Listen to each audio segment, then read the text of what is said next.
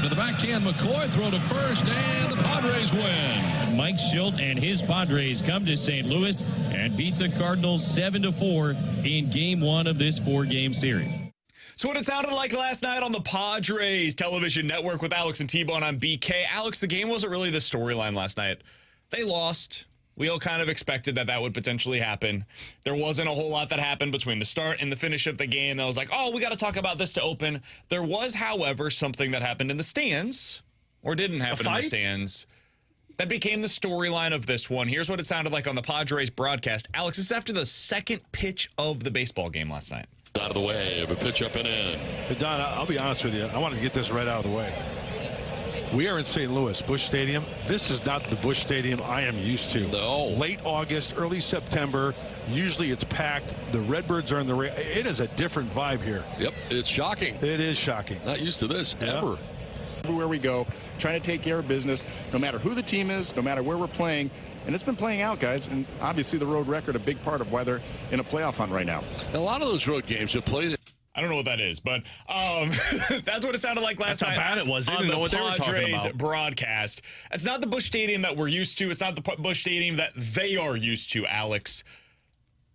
The attendance last night for Cardinals versus a Padres game, a team that has a lot of star power on it, a team that has your former manager, the people here in St. Louis sure seem to like, in Mike Schilt, 28,697. It was the second smallest attendance in the history of Busch 3. You have now seen over the course of the last week, the four smallest crowds in the history of this stadium here in St. Louis. 314-399-9646 is the Air Comfort Service text line to get involved in the show. The YouTube chat, youtube.com/101 ESPN STL. What'd you make of that last night as you saw it? Surprised and not surprised, kind of in the same breath. Well, surprised because like when you see it, it does catch your eye immediately. It's like there is nobody in that stadium. But then as I'm watching it, you're sitting there and you're thinking, it shouldn't surprise me because it feels like this has just been a long time coming to where at some point it was going to hit its peak to where people just weren't going to go to the ballpark anymore. We see the frustration on a daily basis, whether it's on the text line, whether it's on the mic drops or our YouTube chat. You see it on the television almost every single game when a foul ball gets hit in the fourth inning and there is nobody around chasing after it. It just has always felt like the vibe is starting to diminish more and more when it comes to going to Cardinals games. Now, last night I can make some explanations for it. I mean, it was hot as hell yesterday. So if I'm somebody, this is a trend. This is not new. No, this exactly. This is not. Last week was the best August weather you could possibly ask for, and they had 29,580 against the Milwaukee Brewers, who are leading the division. I'm just looking at that one and saying, look, okay, I can make an explanation for that one, but I mean, it's been a trend for a long time with this Cardinals team, and it just feels like it's just hitting its breaking point now for another season that looks like they're going to miss the playoffs. And to me, the question isn't why is this happening? The question is more, how do you stop this? Because I don't see this thing getting fixed anytime soon. Yeah, for what it's worth, Bernie Miklasz said yesterday on Twitter, it was less than 15,000 was the actual people in the stands last night. Katie Wu said it was about, quote, 1/4 capacity, end quote, adding that it was kind of sad to be in the ballpark. And that's what it looked like. Like, I wasn't down there last night, so I can't speak to it for my own experiences of what it was like inside of that ballpark.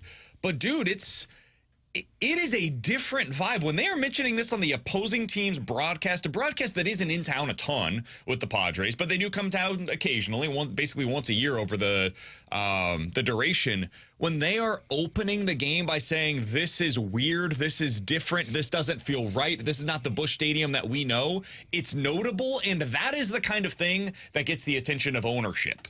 That is the kind of thing that starts to get to the upper levels of this ownership group, and it starts to make you wonder, what is the reaction to that from them? Because it's one thing for us to react to it here on the radio. It's another thing for fans to react to it, right? And they're making their voices heard with their pocketbook of, we're not going down there right now. Yeah, it was 28,000 in terms of the announced attendance.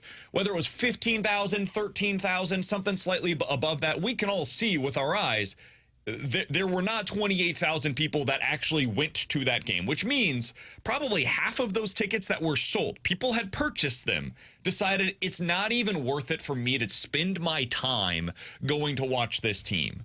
That is quite the statement by Cardinals fans right now. And it's going to get worse before it gets better, because there's no reason to believe that this team's like suddenly going to get back into any kind of a playoff race. And as we saw with the NLCS back in 2019, even if they did, or 2018, I guess, 19.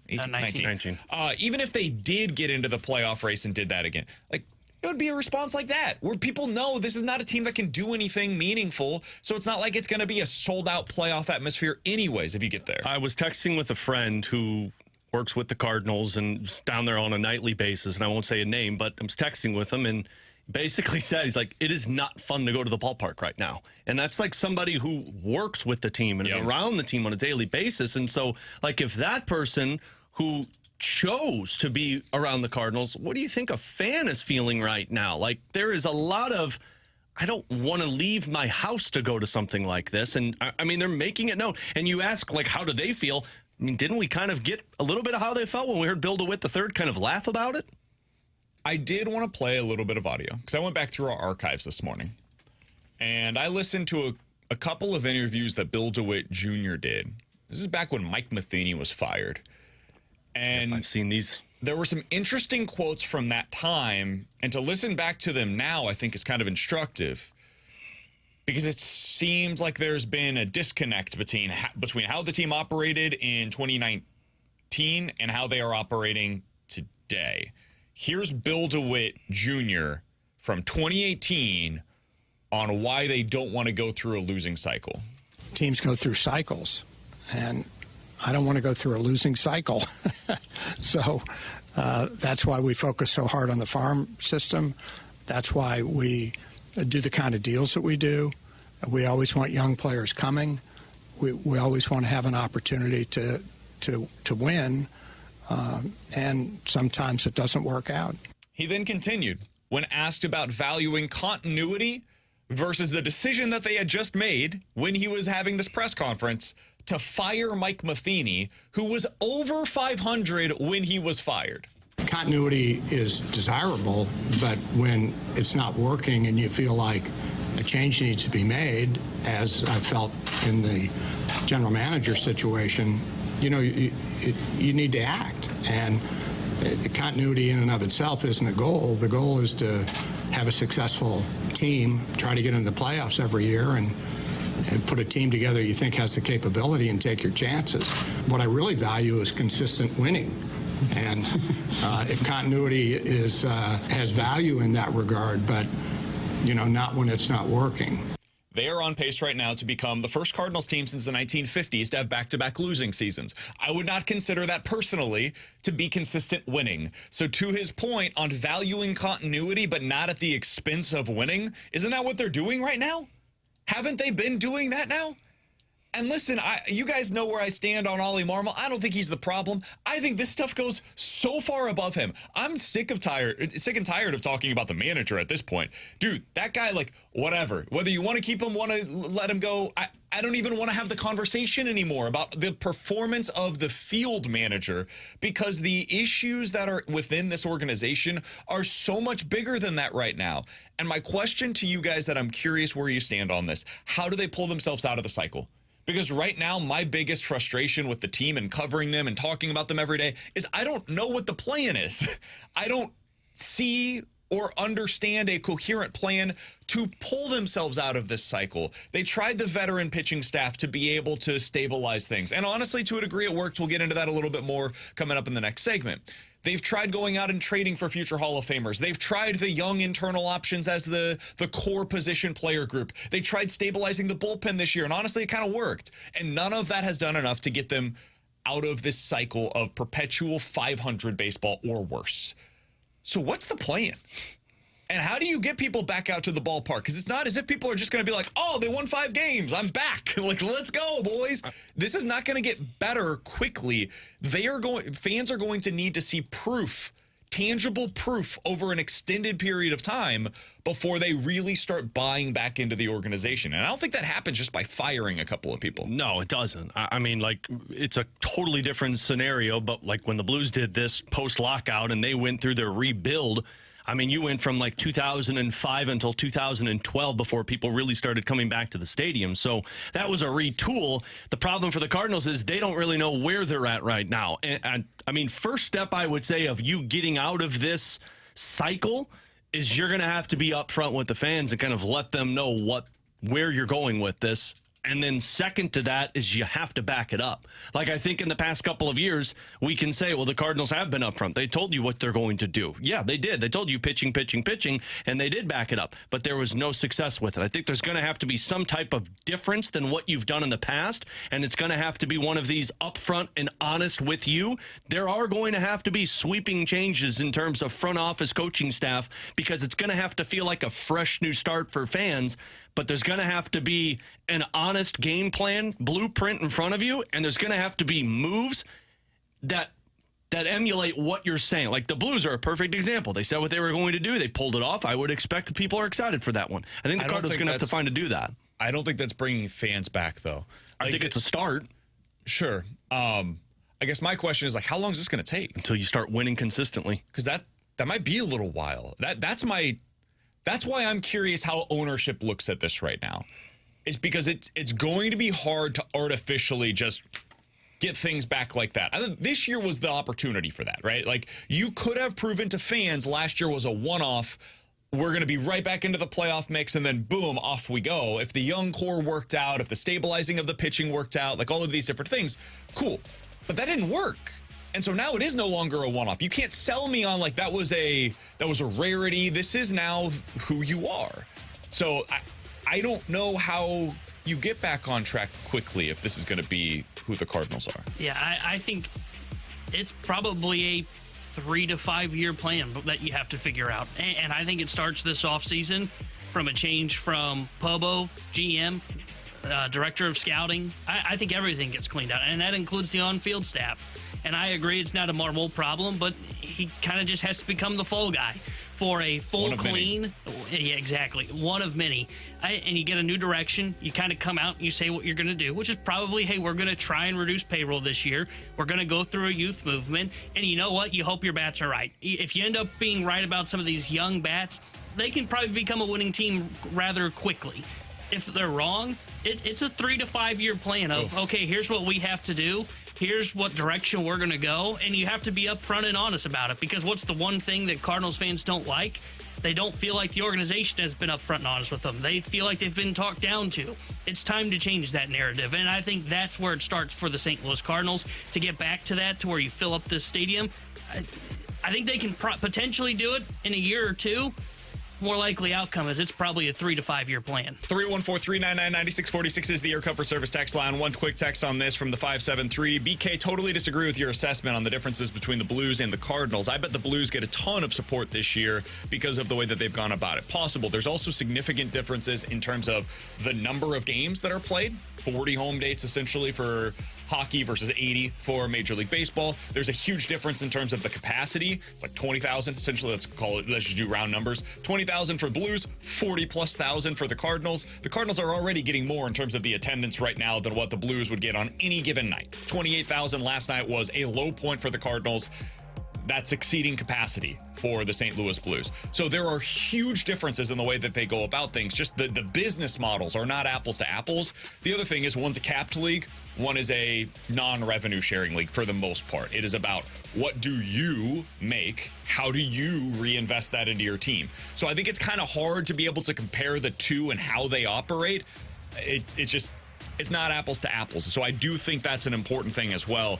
And so, yes, I do think that the Blues will get a decent amount of support this year. It's also not going to be like it was when they were, competing for cups on a year in, year out basis. I don't think you're going to have like a sold out capacity every single night. So that's worth noting as well. With Alex Ferrario and Tanner Hendrickson, I'm Brandon Kiley. We will certainly hear from you guys throughout the day today. We'll hear from Tony Gwynn Jr., who was in the house last night on the Padres radio network. He's going to join us coming up in about 15 minutes or so. But coming up next, do want to talk a little bit about the Cardinals offseason plan. Last night, Kyle Gibson was on the mound for the Cardinals. It didn't go well. It hasn't gone well for Gibby for about a month now. Did their plan end up working out the way that they hoped it would? We'll talk about that next here on 101 ESPN.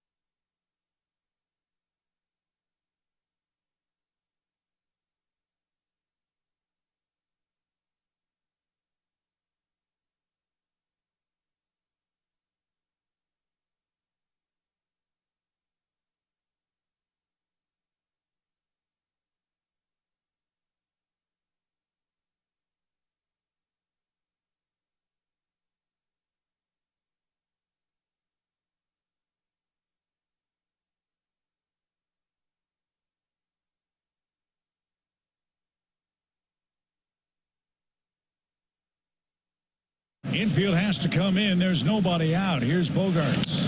Breaking ball hammered toward left center. Victor Scott is over. Tagging is Cronenworth. He will score. Machado moves up as well. It's a sac fly for Bogaerts. And it's a 6-2 game. And you're right, Brad, that will be the final call for Kyle Gibson. With Alex Ferrario and Tanner Hendrickson, I'm Brandon Kiley. That's what it sounded like last night on Bally Sports Midwest as Kyle Gibson leaves the game. He now has a 4.5 ERA on the season. And Alex, you look at the guys that the Cardinals added this past offseason. Sonny Gray, 4.1 ERA. Lance Lynn, 4.1 ERA. Kyle Gibson, 4.5 ERA.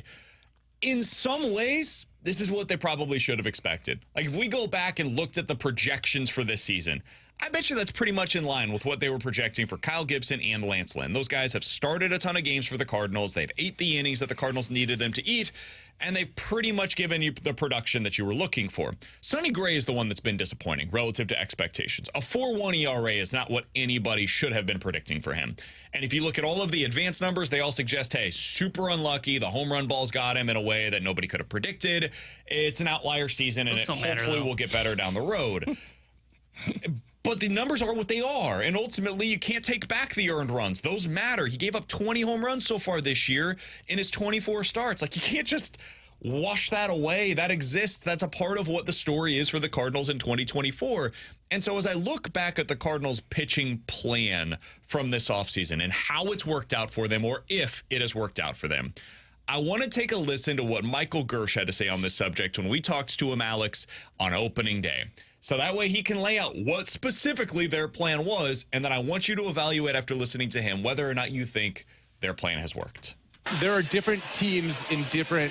We need to win the regular season. Like, we need to focus on winning through the 162-game playoffs, right? There are some teams who can already be focused on what they're going to do in the playoffs, right? And be setting up... There are teams who have half their quote-unquote playoff rotation is currently on the IL. Yeah. But that's okay because they're set up in a way where they think that's the path that they can go down. That's just not where we are as an organization today, right? We're not positioned where we can have like 10 different guys each take 15 starts. Like, that's just not where we're set up and what we're capable of handling at the moment. And so we needed some certainty in guys who have shown that I don't necessarily think people should be so focused on like pitching the 6th and 7th inning of a game or facing a team a third time through the order. Like, that's not, it's like taking the ball 30 times. Like, that's really hard to do. And taking the ball 30 times puts us in a position where we don't have to have guys who, I'm not going to name anybody, but there's guys last year who just weren't really big leaguers, right, who ended up being big leaguers because they happened to be at AAA when we traded away half our pitching staff and had still, 60 more games to get. He just isolated Drew Rom and just didn't say Drew Rom. The trumpet playing in the background, perfect. Was that when Diaz coming out of the bullpen? Oh, no, that's Lance Lynn coming out of the bullpen. Do you guys think that's worked? I think two of the 3 points that he said have worked. I think he mentioned certainty. You've gotten certainty out of your rotation this season. I mean, with the exception of Zach Thompson at the beginning of the year and Matthew Liberatore when Ollie decided he was a starting pitcher, you've used pretty much the same guys all the way up until the trade deadline. Taking the ball 30 times, I think that was another area that essentially you did that because the three, with the exception of Lance Lynn, Kyle Gibson and Sonny Gray every 5th day are taking the ball for you. The part, and I think the biggest part of what he said that they have not succeeded with was the beginning, where he said winning the regular season. And if your goal was to win the regular season by upgrading your pitching staff, well, you failed because you aren't winning the regular season. You won the regular season for like a 3-week span, that stretch that you took down Boston and Baltimore, and it felt like they were coming out of it. But other than that, you've been a 500 team, and I don't think it's not all on the pitching. I think that's very important to make clear because the offense has put you in this bad position. But if you're going off of the big point that Michael Gersh made to us on opening day was our goal is to win the regular season and get to the playoffs, well, you've failed in that sense. Yeah, I guess to an extent with them having them post every day, it has worked based on that kind of plan. But it's tough for me to say that this has been a major success considering that they wanted to win the regular season. But it was the number one concern I had going into this when you say, okay, well, here's what our rotation looks like, and let's go by the 5 that they planned because Palante was one that they... Yeah, I think that's important to put out, too. Bad order of operations, but guess what? They found a starter. But it was Steven Matz, who's had injury problems in the past, so you knew he probably wasn't going to be healthy for a full year, and we're still waiting for him to come back. Miles Mikolas pitches to contact. Well, we knew that the odds were it was probably more likely that he was more of his 2023 self than he was his 2022 self. Yeah, we had an argument about that, but Alex was right. I just want to point out, I was on Alex's side as well. I know. But Alex was the one that said it, so I'll give him credit. And then you look I don't at like it, but I'll do it. They're signing. Sonny Gray's the one that has been disappointing. He learned all the wrong things from Lance Lynn about giving up the home run ball. But I think the two that they signed, the other two, it was what we complained about at the time was, okay, sure, they're going to post, but does it matter if they post if they're not effective? And you look at Lance Lynn, I'm actually shocked his ERA is barely above 4, but he gave up the most home runs in baseball last year, and all he throws is fastballs, and the fastball velo is coming down. So, yeah, it wouldn't be a shock if he ends up struggling in the rotation. You look at Kyle Gibson, he gave up like top 5 in hits allowed last year. Well, you know what? That's probably a problem. So it doesn't shock me at all that this has really kind of reared its ugly head, and you're looking at it going, man, the rotation wasn't good enough. And I think you need to build a rotation that isn't supposedly, quote unquote, for the regular season. You've got to build a rotation that if your offense does happen to have a year from hell, which the Cardinals offense has had, or even if it is just those like weird 2-3 week stretches, your pitching should be able to carry you through that. And this rotation can't do that. Even if Sonny Gray was pitching well, this rotation couldn't carry you through that. And I think that's the biggest problem. More than what it is right now. But you're right. Their plan was to get to the deadline and kind of reassess things. That was very clearly what they were trying to do. And they got there. They reassessed things. They got Eric Fetty, who was kind of similar to what they have. Fits into this mold. But yeah, he's fine. He's not a bad pitcher. I think he's probably a number 3 on a good team, maybe a number 4 on a really good team. That's what he would have been for the Astros had they traded for him at the deadline. But like I just pulled up the Zips projections for the preseason, right? We talked about these in January.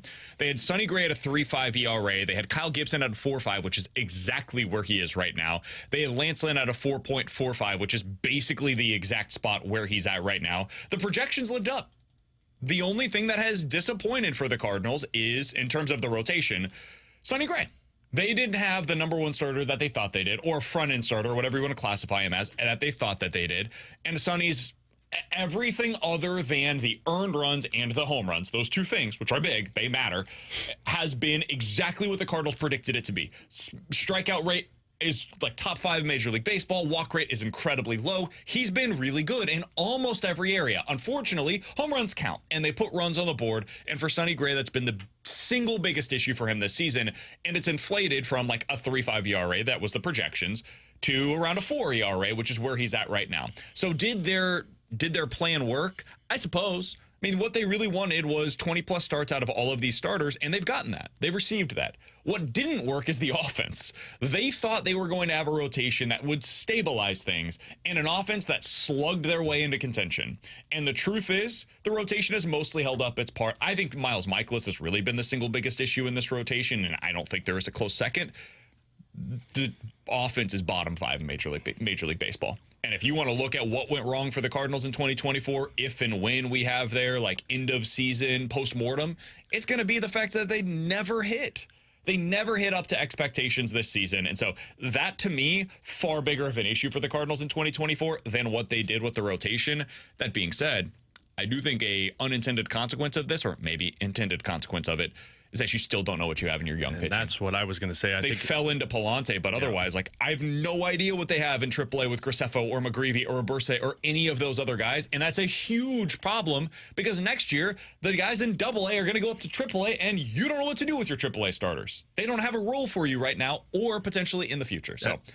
That's the other area that I thought that they would have failed at, because you heard them at the end say, like, well, we don't want to put guys in position that aren't ready to pitch like we had last year, but when you fell into certain guys, you wouldn't lean into it. Like an Andre Palante took you till June to do that. Still haven't seen any more of McGreevy after one really good start that he had for this team, where it's like, hey, signs of life. Nope, go back to the minors because we need to start Kyle Gibson and Steven Matz and all of these guys again. He's Alex, that's T-Bone, I'm BK. Coming up next, Tony Gwynn Jr. was on the radio broadcast last night for the Padres. Want to get his thoughts on what it was like to be in St. Louis right now, given what the atmosphere is currently at Busch Stadium. We'll talk to Tony Gwynn about that and the Padres' way of building, whether or not the Cardinals can emulate some of that next year on 101 ESPN.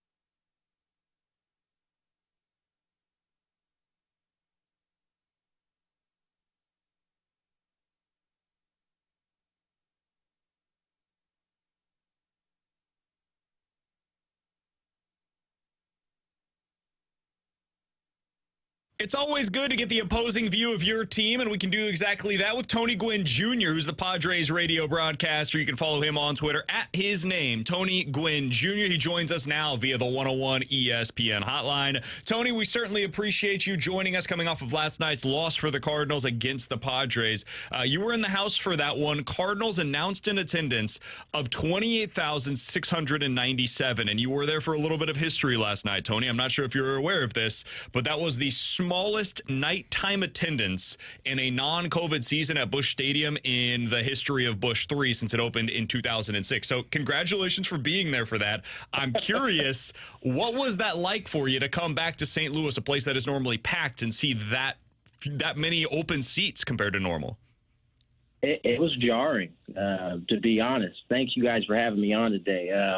Yeah, and you know that number, that's the paid attendance. I would bet that there was far less than that in the building yesterday. And as a guy who, you know, watched my dad play in this league, got a chance to play in it for, you know, a certain amount of years myself, it was jarring. I had never seen any attendance like that in any of the Cardinal buildings I've been in. And, you know, it's one of those tough things that, you know, obviously it's hard to maintain the level that the Cardinals have maintained for a long time in terms of attendance. But I think at some point, you know, with, you know, things costing more than they have ever, you know, in our country, you got to make decisions. And if you're not going to put a good product on the field, or at least a product that, you know, people want to come see, that could be the end result. Tony, you've been on teams in major leagues that have been in this situation before, I'm sure, of just kind of like in the middle with other teams around the National League or the American League. What's that like for a player? How tough is that? Well, you know, I think for the players that have been in this organization and have seen what it's like, it's probably a lot tougher. You know, I think the thing that is encouraging for the Cardinals is they got some young pieces that look like they're about to be some players in this league. You know, Masyn Winn comes to mind immediately, of a guy that looks like he's going to be a player that, you know, we'll be talking about for years to come, along with Burleson. But that being said, those guys don't know any better. They came into this league kind of seeing what it is now. For guys like Miles and some of the veterans like Arenado and Goldschmidt, I'm sure it's probably as jarring for them, but, you know, they're pros. They show up to the field ready to play and try to put their best foot forward. Tony, you saw what it was like in San Diego when they constructed this team the way that they have. They go out, they get Machado, they get Bogarts, they make all of these headline moves over the last 3 to 5 years. That has clearly played to the audience. There is almost a nightclub type of an atmosphere now at Padres games. How long did it take to build that up in San Diego? And at what point did fans say, you know what, we're ready to buy into what they're selling to us? Well, I think there's a couple things that I have to point out. I think, you know, the Chargers leaving the city was a big opening for the Padres, and it just so happened to come at a time where ownership was changing and kind of a new way of thinking kind of came into the organization. So you had the Chargers leaving, which left San Diego with only one pro team. And, you know, I think the one thing that the Padres did really well was they were very honest with the city. They told them it was going to take 5-6 years to kind of build this thing up. And to their credit, the timing was perfect. And it was the first time in San Diego where I think, maybe not the first time, maybe first or second time, where ownership came in, was very honest about the approach. And I think the fans saw the honesty and then saw the actual work being done. And so in some ways, it was like an eruption that was waiting to happen in San Diego. I think the flip side for the Cardinals is they've been good. They've been good for a very long time, whereas the Padres, they don't have that kind of history. So I think it was the perfect storm. And, you know, you give ownership, A.J. Preller, a ton of credit because all they've done since really 2020, which was the first year of the playoff run, is stay competitive each and every year. And that's something that the city of San Diego just hasn't seen with consistency, at least in my lifetime. And so I think there's a difference between the two cities. But, yeah, they've bought in. And, you know, I think to the ownership and front office credit, they've done their part to put the team in position to be successful. And when you say bought in, Tony, I mean, like, A.J. Preller is the king of buying in terms of just trading every single asset possible. But and somehow still having a top 10 farm system. It doesn't make sense to me. And that's kind of how I was going to bring it up, Tony, because, like, when you look at how San Diego goes about it, it's different than other teams that decide to be bad for a few years and draft these guys in the first, second, third overall picks and develop them and get to the major leagues. A.J. Preller and the San Diego Padres say, yeah, we'll get a couple of those, but we find ways to make deals and bring that in. Does that work for other teams?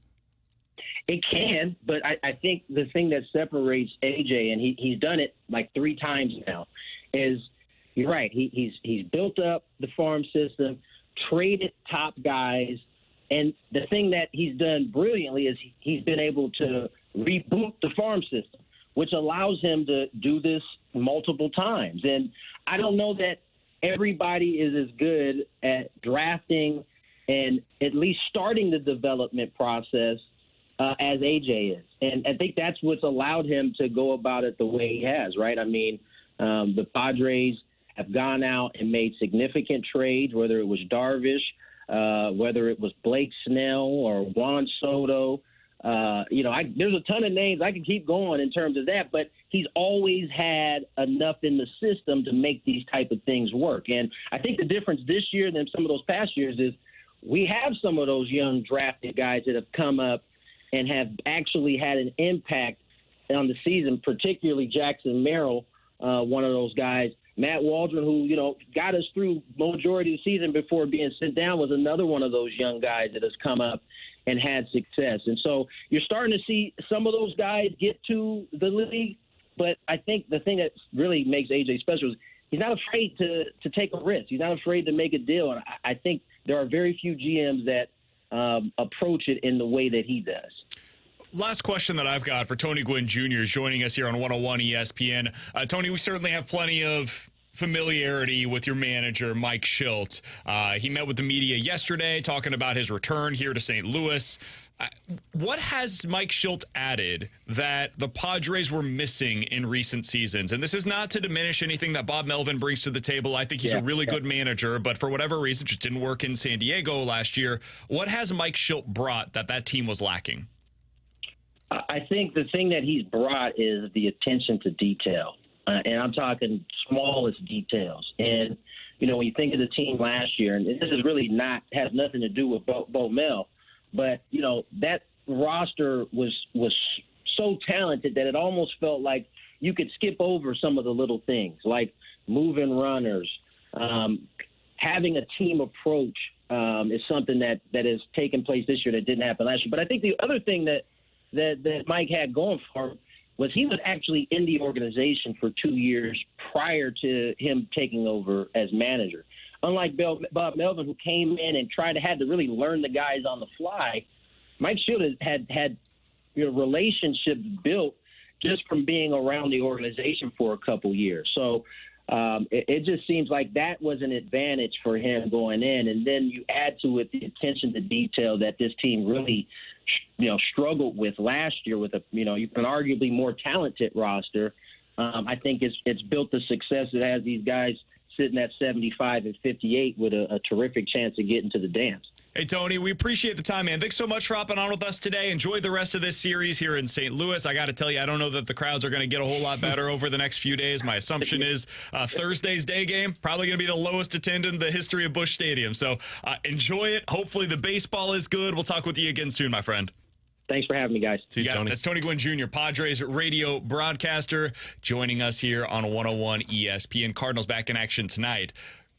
Miles Mikolas versus Dylan Cease on the mound is the that'll be fun. The projected starting pitching matchup. That'll be fun. Dude, like what could have been. What a contrast in terms of the Padres, like everything about the way they go about things. And he just listed off 3 things that it's like, oh, aggressiveness. Oh. The way that they operate with just aggression, being completely unafraid to make a mistake, going out there and saying, you know what?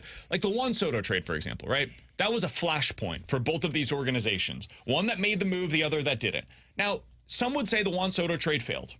It didn't work. They didn't end up having the playoff success with Soto that they expected to. But the Soto trade also allowed them to be this version of themselves.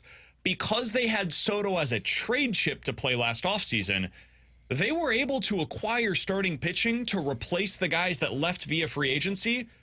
In the deal that they sent Juan Soto to New York, that deal brought back pitching to San Diego that is helping them currently. That payroll flexibility of not paying Soto the money that he was allotted for this season also allowed them to go make a couple of other moves, including, for example, going out and getting a guy in a trade earlier this year in, why am I blanking on his name? Luis Arraez. Like, these are the kinds of things that you can then go out and do. So I don't know that it was as much of a failure as people will make it out to be. It didn't work when he was on the roster. There's no doubt about that. But having him allowed them to restock some of their farm system and guys that are close to the majors or are currently in the majors that helps their pitching staff. And that's the kind of thing you can do when the move that you make is for a legitimate superstar and not for an Eric Fetty or going out and trading for Tommy Pham at the deadline. Those kinds of things.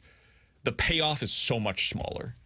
Yeah. The Cardinals are playing scratch tickets, and the Padres are playing the Mega Millions. And I think the thing to learn from the Padres, outside of the aggression, how many of the prospects that they've traded have actually panned out? And if you take out the Soto deal, because the Soto deal is the one where you look at it, and again, to your point, I think it's more of a wash than anything. But every other trade that they've made, they haven't really given up a lot that you look back on and go, well. You know why? Because prospects generally don't work. Yeah. Like, most of them don't end up working out. And they know the ones that do. They kept Jackson Merrill because they knew that one was good. They traded away other guys. He was the one guy that was completely off limits for them. If I remember correctly, in that deal, they were like, hey, the guy that we're not trading in this is Jackson Merrill. I always go back to that Al Avila comment. If other teams know your prospects and players better than you got a problem. And to be fair, the Cardinals essentially did that, but they just blocked everybody. I just said you can't have anybody in our minor league system. You can only have Steven Matz off of our major league team. They may actually hit on one of them. Now, granted, the other 6 flopped out, but you know what? It's fine. Yeah, they're the equivalent of buying 500 Powerball tickets to just see one of those are going to hit, right? I did find one other thing to be interesting that Tony Gwynn Jr. said, which was the Padres were very honest with their fans. And that's something that you brought up a lot, Alex, and we've talked about it here on the show as well, about the Blues, the way that they operate. They're honest with the fans. They set expectations properly. They don't get you overly excited about anybody. Hell, this year, I thought Armstrong did a really good job about this with it's both about setting the expectations for the team, but also individual players. He said going into this season, hey, Jake Neighbors last year was like a borderline 30-goal scorer. I don't know that we can expect that from him again this season. Now, Alex is expecting 40-plus from Jake Neighbors, but Army comes out and says, hey, listen, I don't know if that was just a great season from Neighbors or if that's something we can anticipate moving forward from him. He's got to go out there and prove it again this season. Meanwhile, for the Cardinals, it's you got to pry Dylan Carlson out of my cold, dead hands. Jordan Walker is the best prospect we've had since Albert Pujols, and that's pretty much it. Or Oscar Taveras. There's a different way in talking about your players in setting expectations for your team that these different organizations have, and it certainly applies for the Padres as well, apparently, with the way that they sold what their build was going to look like to their fan base. Yeah, I think the way that he portrayed that, it was like as soon as the Padres knew it was going to be quote-unquote dark times, you're straight up, you're up front, you're honest about it, and you're saying, this is going to be rough. Now, maybe you can change the outlook of that and say, hey, we had a better opportunity in front of us to get creative, to get aggressive, and we made the deal happen. But I think the Cardinals, to their credit, they have been honest about what they've done. They've said pitching. What do? They went out there and got pitching. I think from Tony Gwynn's perspective and where I was coming from, I think there needs to be an honesty from ownership to the fans of, this isn't working. We need to switch things up, and this is our blueprint of how we're going to switch things up. I think that's the blueprint. Tell me the plan. You tell me the plan, I can listen to where you guys are trying to go. Hell, this past offseason, I bought into the plan. Now, I wasn't all in on it, but I could at least understand it. And you know what comes with having a plan? Excitement. Because trust. At least you'd see what the vision is and you go towards it. I don't know if it'll for sure be excitement at first, but it'll at least be a trust and a faith that's placed in the organization of, you are the caretakers of my favorite team. I believe that you will find a way to make this thing right. I think that's where we're at with the Blues right now. Some people are super excited about it. Some people are just saying, hey, I'm going to take a wait and see approach, but I believe that they're going to have the best interest of the organization in mind, and I think they're going to get there. It might take some time, but I believe that they're going to get there eventually. I don't think any of that is there right now for the Cardinals on either side. Excitement, trust, belief, faith, whatever the word is that you want to throw out there, it doesn't exist between this fan base and that team. He's Alex's T-Bone. I'm BK. I want to get T-Bone's final thought on that coming up on the other side. We'll also hear from you. Questions and answers. 314-399-9646 is the Air Comfort Service text line coming up here on 101 ESPN.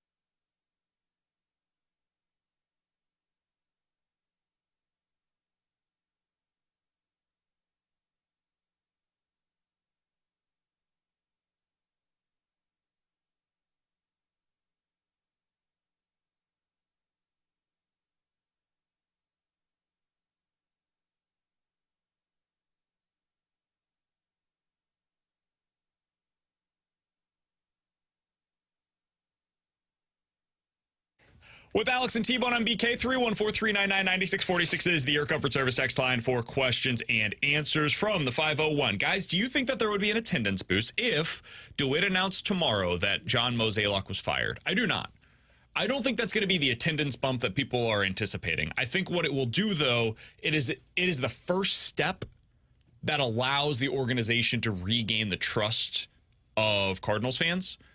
And so that's where the value comes in. But I don't think that's a play that just like immediately fans come back in droves. I think the team winning is what allows for that. That's what the prerequisite is before fans really start buying back into this. Yeah, I don't think it's people are like hate boycotting the Cardinals because of John Mozeliak. It's because the team's not good and it's a lot of money to go to a ballpark, although tickets are pretty cheap right now. But that's the thing. I don't think this is about the expenses. For a lot of people, everybody's got a different reason. It's a commitment. It's a commitment, whatever your finance. It's a commitment to go, and I just don't think the team is making it worth the commitment to leave your house. Yeah, I don't think firing Mo helps at all. I think it just comes down to, are you winning? You know, that's the biggest thing. And I know ownership groups will try and tell you, oh, it's a good product no matter what. No, if you're not winning, people aren't going. And that's the biggest thing. So if firing Mo happened today, there'd be people that would be excited about it, but that doesn't mean they're excited about it and going to the ballpark. They want to see a team that's actually winning, that's being built properly. Let's see what the best cheap tickets are that we could get into for the game tonight. I want to see if we can get green seats that are nice. Green seats are still a little pricey. Really? You can't get on television at Valley Sports Midwest for $2. Cardinals Club, $165. I don't know. If you look at the whole ballpark. Yeah, it's the only spot that's filled. How much you say Cardinals Club was? $165. Oh, that's too expensive still. I mean, they're normally, if you get them like secondary market, you could get them. You could get in Cardinals Club for $150 a piece. I mean, you could get to the game for $5, but yeah, Redbird, and you'd move down you'd probably move down 11. But again, it's the commitment. Home field boxes is right behind home plate, row 7, $20. $20 tonight. And if I wasn't busy tonight, your boy would be at the ballpark. If you want let's see here, upper deck, we're talking $1, $6 to get into the game tonight. If you want to go into the outfield, $6. $6 is your cheapest ticket, and I think that's mostly the expenses for the fees. A couple weeks ago, Redbird Club was like 26 before fees and like 31 after. That's crazy, man. That's great. I can't believe that's where we're at. Can't believe it. All right, 314-399-9646 is the Air Comfort Service text line from the 573. Guys, which team in the AFC West has the best chance to challenge the Chiefs this season? Chargers, Raiders, or Broncos? I would still go Chargers. I believe in their quarterback. I believe in their coach the most. And so for that reason, I think there's like a 2% chance of it. But if somebody were to dethrone them somehow, I would go with the Chargers. Yeah, I actually might say the Raiders. I think their defense is really good. Their offense, God only knows what's going to happen considering who's throwing that ball. But defensively, I mean, I think they're going to be a threat. It's a matter of staying healthy. And I like their coach. So I would say Chargers or Raiders, but I'm giving both of those like a less than 2% chance. Yeah, I'd go Chargers. I mean, you mentioned defense. They still got their defensive ends. And if you're going to beat Mahomes, you got to get pressure in his face. And then Herbert, when he's healthy, he can play good enough football. But, yeah, the likely answer is none of the above. 314-399-9646 is the Air Comfort Service text line from the 501. Guys, I'm literally seeing a $0 ticket in section 105 for tonight's game. You should get that. Jeez. Someone's trolling you. Guys, it's 100 degrees. I wouldn't go regardless. It does get a little cooler at night. It's hot. Don't get me wrong. It was nasty yesterday. Yeah. But yeah, man, I was going to go sit out on the patio after the game, smoke a cigar, drink some whiskey, and I stepped outside. I was like, oh, no, I'm going to wait a little while. We left our fantasy football draft. It was like 9 o'clock. I'm like, dude, it still feels 100 degrees outside. Yeah. Somebody said, guys, add $7 to $10 for fees for those tickets. No, I gave you the numbers with fees. Yeah. That's with the fees. Somebody else, guys, we have complimentary tickets that are offered to us for any of the remaining home games. We all declined. Don't judge me for it. Dude, I don't blame you.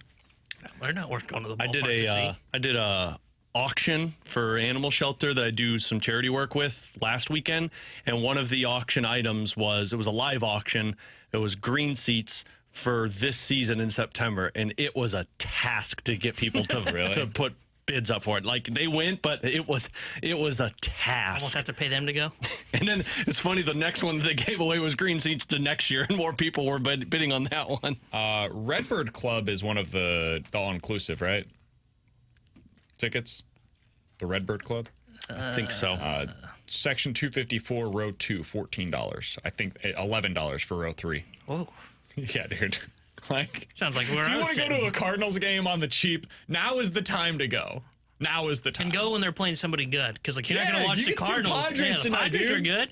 That'd be a fun series. They play good baseball. This is probably the best series to go to out of the rest of the games. I'm not going to lie. Because coming up, you've got Seattle. That could be fun. Let's say That's going to be a low-scoring game for the Cardinals. If you like offense, don't go to that game. Seattle, Cincy, Pittsburgh, Cleveland. Those are your remaining Cleveland home would be fun. They're a good team. Yeah, and they got star power. You could see Jose Ramirez. Yeah. They're a good, Cincy, you're going to watch the Cardinals get This swept. is the series you want to go to, though. Let's be honest. If you want to watch like Whitey Ball, I'd go watch the Reds run on the Cardinals. Oh, boy. Dude. I hope Herrera starts all 3 games behind the plate just to see what it looks like. Just you break saw some him. records. You saw him running on Herrera last night. That's not going to happen. Those were good jumps. I don't know why BK was all noodle arming him yesterday. I mean, the first one was a bad look. Plan for Pedro Pages to be behind the plate for the rest of the series. It is not all inclusive. Redbird Club, not all inclusive. I didn't think it was. But it does have AC. Yeah, it does. There is an indoor area there, which is nice. Hey, man. If you want to go tonight, have the air conditioning, watch the Cardinals game, and get to see a good team while you're out there. You might even get to see Mike Schilt. Not too far away from the field. Yeah. You can go for like $10. I think you're near the broadcast booth, too. Maybe you'll see like Tony Gwynn Jr. walking around. Say hello. BT maybe leaving the game early. I think there are times where they do the broadcast from the Redbird Club. Maybe they're doing it from there tonight. Maybe you'll see. Oh, that would be a terrible night to do it there. Yeah. I mean, you're in I got to play tonight. I got to tell you. Yeah. I'm not looking forward because it's so freaking hot. Hey, you're in the AC, Redbird Club. Good to go. With be. Alex and T-Bone on BK. Coming up in 15 minutes, we'll play a game of Bet It or Forget It. But next, has Masyn Winn emerged as the Cardinals' long-term answer as a leadoff hitter? We'll talk about it here on 101 ESPN.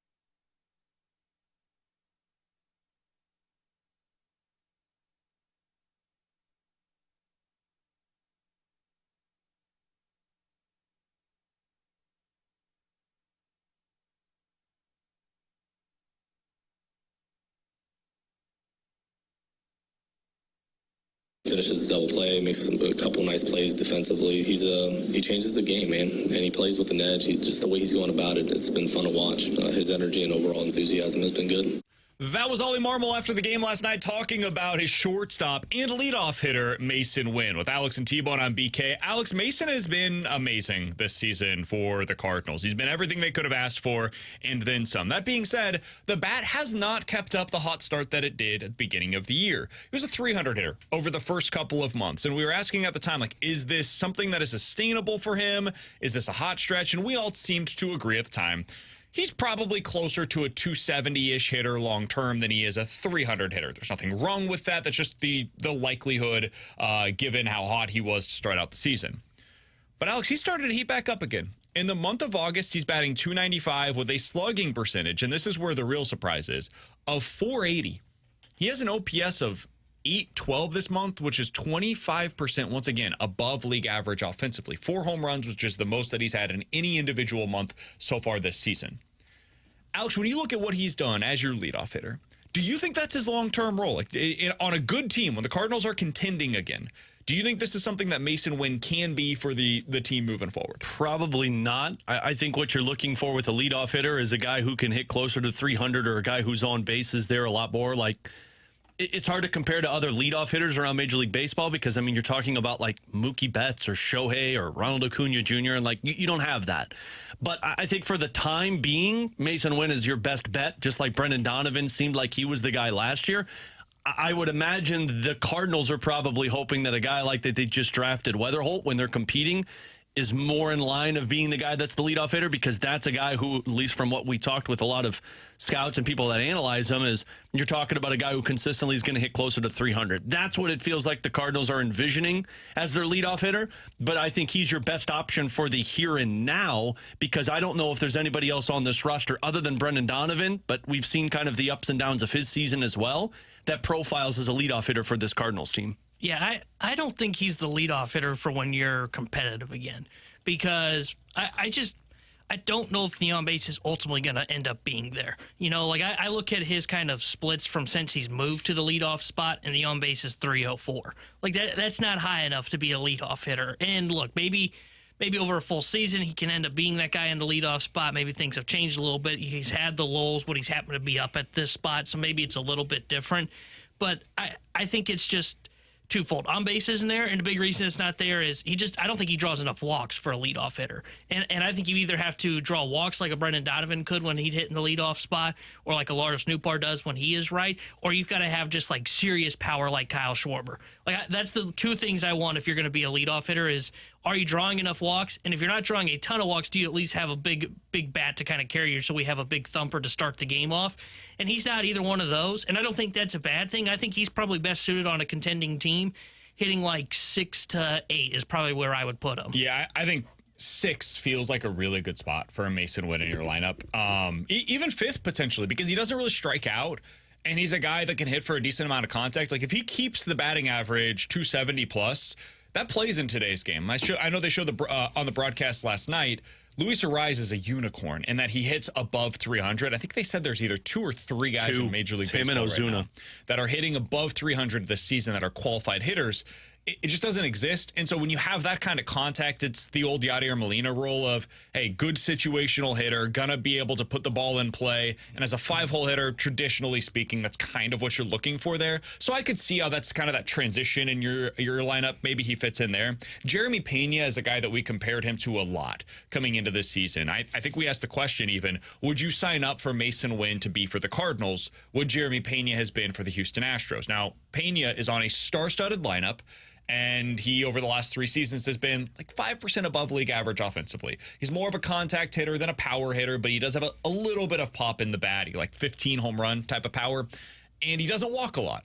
Doesn't strike out a lot. Just a pure contact hitter with a little bit of pop. And I think that's probably ultimately what Masyn Winn is going to be. And if that's what he is, I agree with your guys' sentiment. I don't think he's your long-term answer batting leadoff. I do think he's your best answer right now, though. I think what they're doing is correct. I don't mind what they're having him do right now. But you look at it and like, these are some of the best leadoff hitters right now in Major League Baseball. Shohei Ohtani, Gunnar Henderson, Ketel Marte, Francisco Lindor, Mookie Betts, Jarren Duran, Kyle Schwarber, Steven Kwan, Jose Altuve, C.J. Abrams, Yandy Diaz, Corbin Carroll, Ronald Acuna Jr., Marcus Semien, Luis Arraez is another guy that's been up there occasionally this year. When I look at most of the players that I just mentioned, most of them have some pop coming on as leadoff hitters. And so when you look at the way that the Cardinals are likely to construct it long term, I think you're probably going to want a little bit more pop from that spot in your order.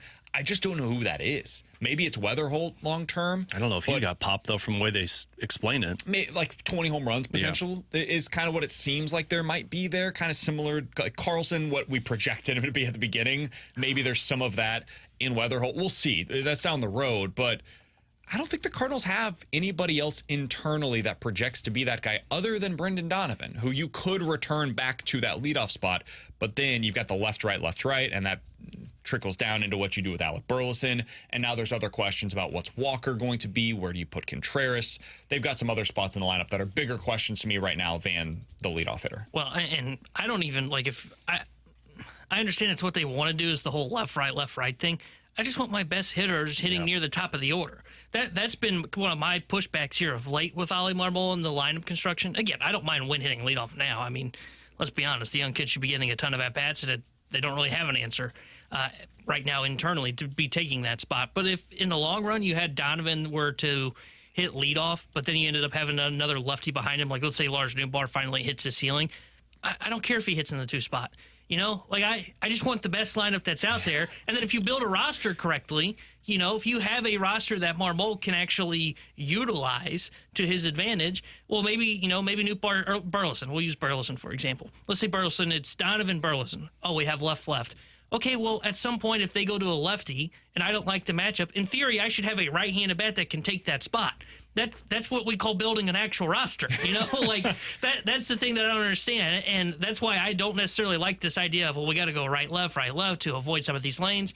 No, if you have a good roster, you don't have to worry about those lanes, and you just build the best lineup 1 through 9, and later on in games you can kind of pinch hit and mix and match. And look, I'm not trying to blame Ollie because, like, right now, let's just be honest, he doesn't have the roster to do this with. But in theory, when you're back to your contending, I don't really care about left, right, or right, left. Just give me the best 1 through 9 in your lineup that has a guy that's getting on base, and then like 4 boppers 2 through 5, and I'll figure it out late in games if I have to. I mean, like, for example, if you had Contreras, Arenado, and Goldie batting the way that you expected them to, if that was your 2 through 4 right now, and Masyn Winn was your leadoff hitter, you'd be fine. It would not be a problem whatsoever. Yeah, what I was going to say is the problem is those big boppers that when you're back to contending, they're already utilizing these guys like platoon. Like Walker only goes against lefties. You know, well, Nolan today, Gorman. That's not going to be the case next year. I understand, but I'm a little concerned that they get pigeonholed into that as they move forward to where, well, we feel like we got a better guy. the one that could happen to. But again, that just goes like that's the kind of thing. He also got like 200 plate appearances against lefties this year, or 150 plate appearances against lefty. They did not platoon him until we got to like late August. Exactly, and that's my thing is like by the time you get to the second half of the year, and honestly, if Burley, like we're talking like 3 years from now before they're good again, at that point you'll know whether Burley can hit lefties or not. You know, there's no longer this like, oh, well, we got to go the first 3 months to find out. No, you either are an everyday guy or you're a platoon bat, and you'll know by that point. But my case is once you get like post trade deadline, it should be building the best lineup, and even if that means still platooning Burleson, you should have an option to go to that if you need to. Right. You know, you shouldn't be so pigeonholed to where it's like, oh my gosh, we have nobody we can pinch hit for. I guess we got to go left, avoid these lanes. No, give me the best lineup 1 through 9. I don't care if that's 9 righties in a row, 9 lefties in a row. I don't care. Just build it 1 through 9 the way that it should be. Yeah, ultimately, to get back to Masyn Winn, 3 for 4 last night, had a walk, a double, 2 runs, made a couple of great plays in the infield once again. This has been an amazing year for Winn, and he's not going to end up getting in like top 2 or 3 for the National League Rookie of the Year campaign. I don't think that's likely for him. But, dude, you look back at this and what we were hoping for, it's reached every possible expectation. For so many different things this season, the Cardinals have fallen flat. Winn is the rare player that has actually lived up to those expectations. Somebody on the text line said, guys, my son is growing up right now in a time where he doesn't really have a favorite Cardinal. Do you think that similar to like he really enjoys watching Aaron Judge and Ronald Acuna Jr. and Shohei Ohtani, could Masyn Winn be the next guy that provides some of that excitement for young fans here in St. Louis? I think yes, to a degree. Winn is a very specific style of player. So, like, he's not going to have the home runs that Aaron Judge has. He's not going to have the 40-40 season that Shohei Ohtani has, or what we saw last year from Ronald Acuna Jr. I don't think that should be expected out of him. And I think sometimes we put too much on these young players, and then they don't live up to being, like, MVP candidates, and so they're disappointments. Masyn Winn is a really excellent defensive shortstop that is a slightly above league average bat. And that becomes a guy that can be an everyday player for the next 6 years for the Cardinals, and you love putting him into your lineup every single day. That is a winning player on a winning team. That's what Masyn Winn is. Is he like one of the most exciting players in the sport? Top 10? No, I don't think he's going to be that. But he's a really good one, and he's yours, and you developed him through the system. That is something worth bragging about and getting excited about. I don't know how you feel about this, Alex, so maybe I'm the oddball in this. I don't know if Winn can become that guy for the local St. Louis Cardinals fan if they're not winning. I think so. I agree. I think Masyn Winn and his type, to your point, I think the swagger that he can bring, the cannon of an arm, the guy that hits for average, can steal bases, that guy doesn't become a fan favorite unless you're winning. He becomes a fan favorite when he has big moments in a playoff series. Exactly. And he's not going to put up, like, if Aaron Judge was playing for, I don't know, the Oakland A's, he still would be like there'd be young fans that would grow up kind of looking at Aaron. Like, look at Mike Trout. Mike Trout's been in an irrelevant situation for basically his whole career, and he's still like a face of baseball, and a lot of kids looked up to him when he was in his prime. Unless you're putting up gaudy numbers like that, you almost need to be in a winning situation to kind of have that kind of superstar status be grown around. I think a lot of people were like that with Jose Altuve, and a lot of it was because you saw the winning that was taking place for Houston for the longest time, and he was the main catalyst behind all of it. Yeah. Totally agree. He's Alex's T-Bone on BK. Better to forget it coming up next.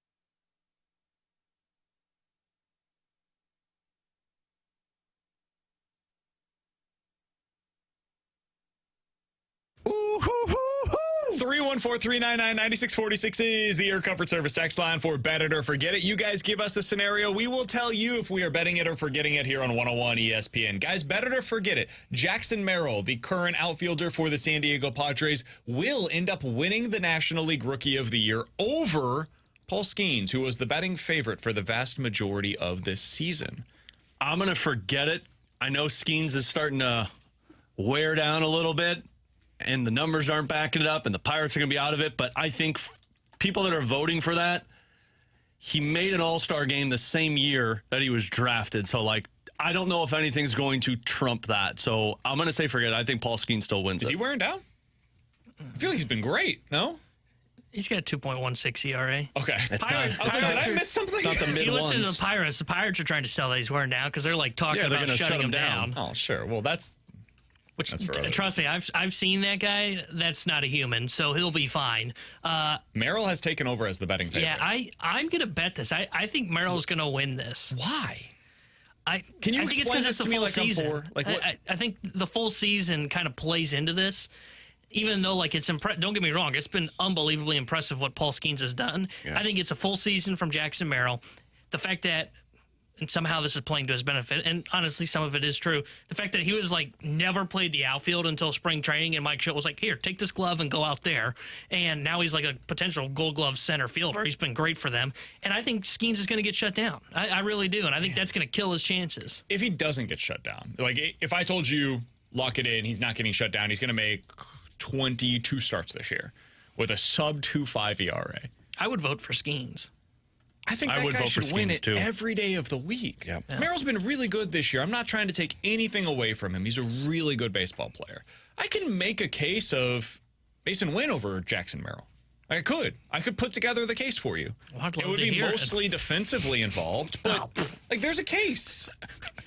Well, Mike Schilt's coaching him, so of course it's defensively. I don't get this change in terms of the odds. It doesn't make sense to me because it's not as if Paul Skeens has been bad. Like if Paul Skeens hit a wall and it was like, oh man, since the All-Star break, different dude, just not the same guy. It's just not the case.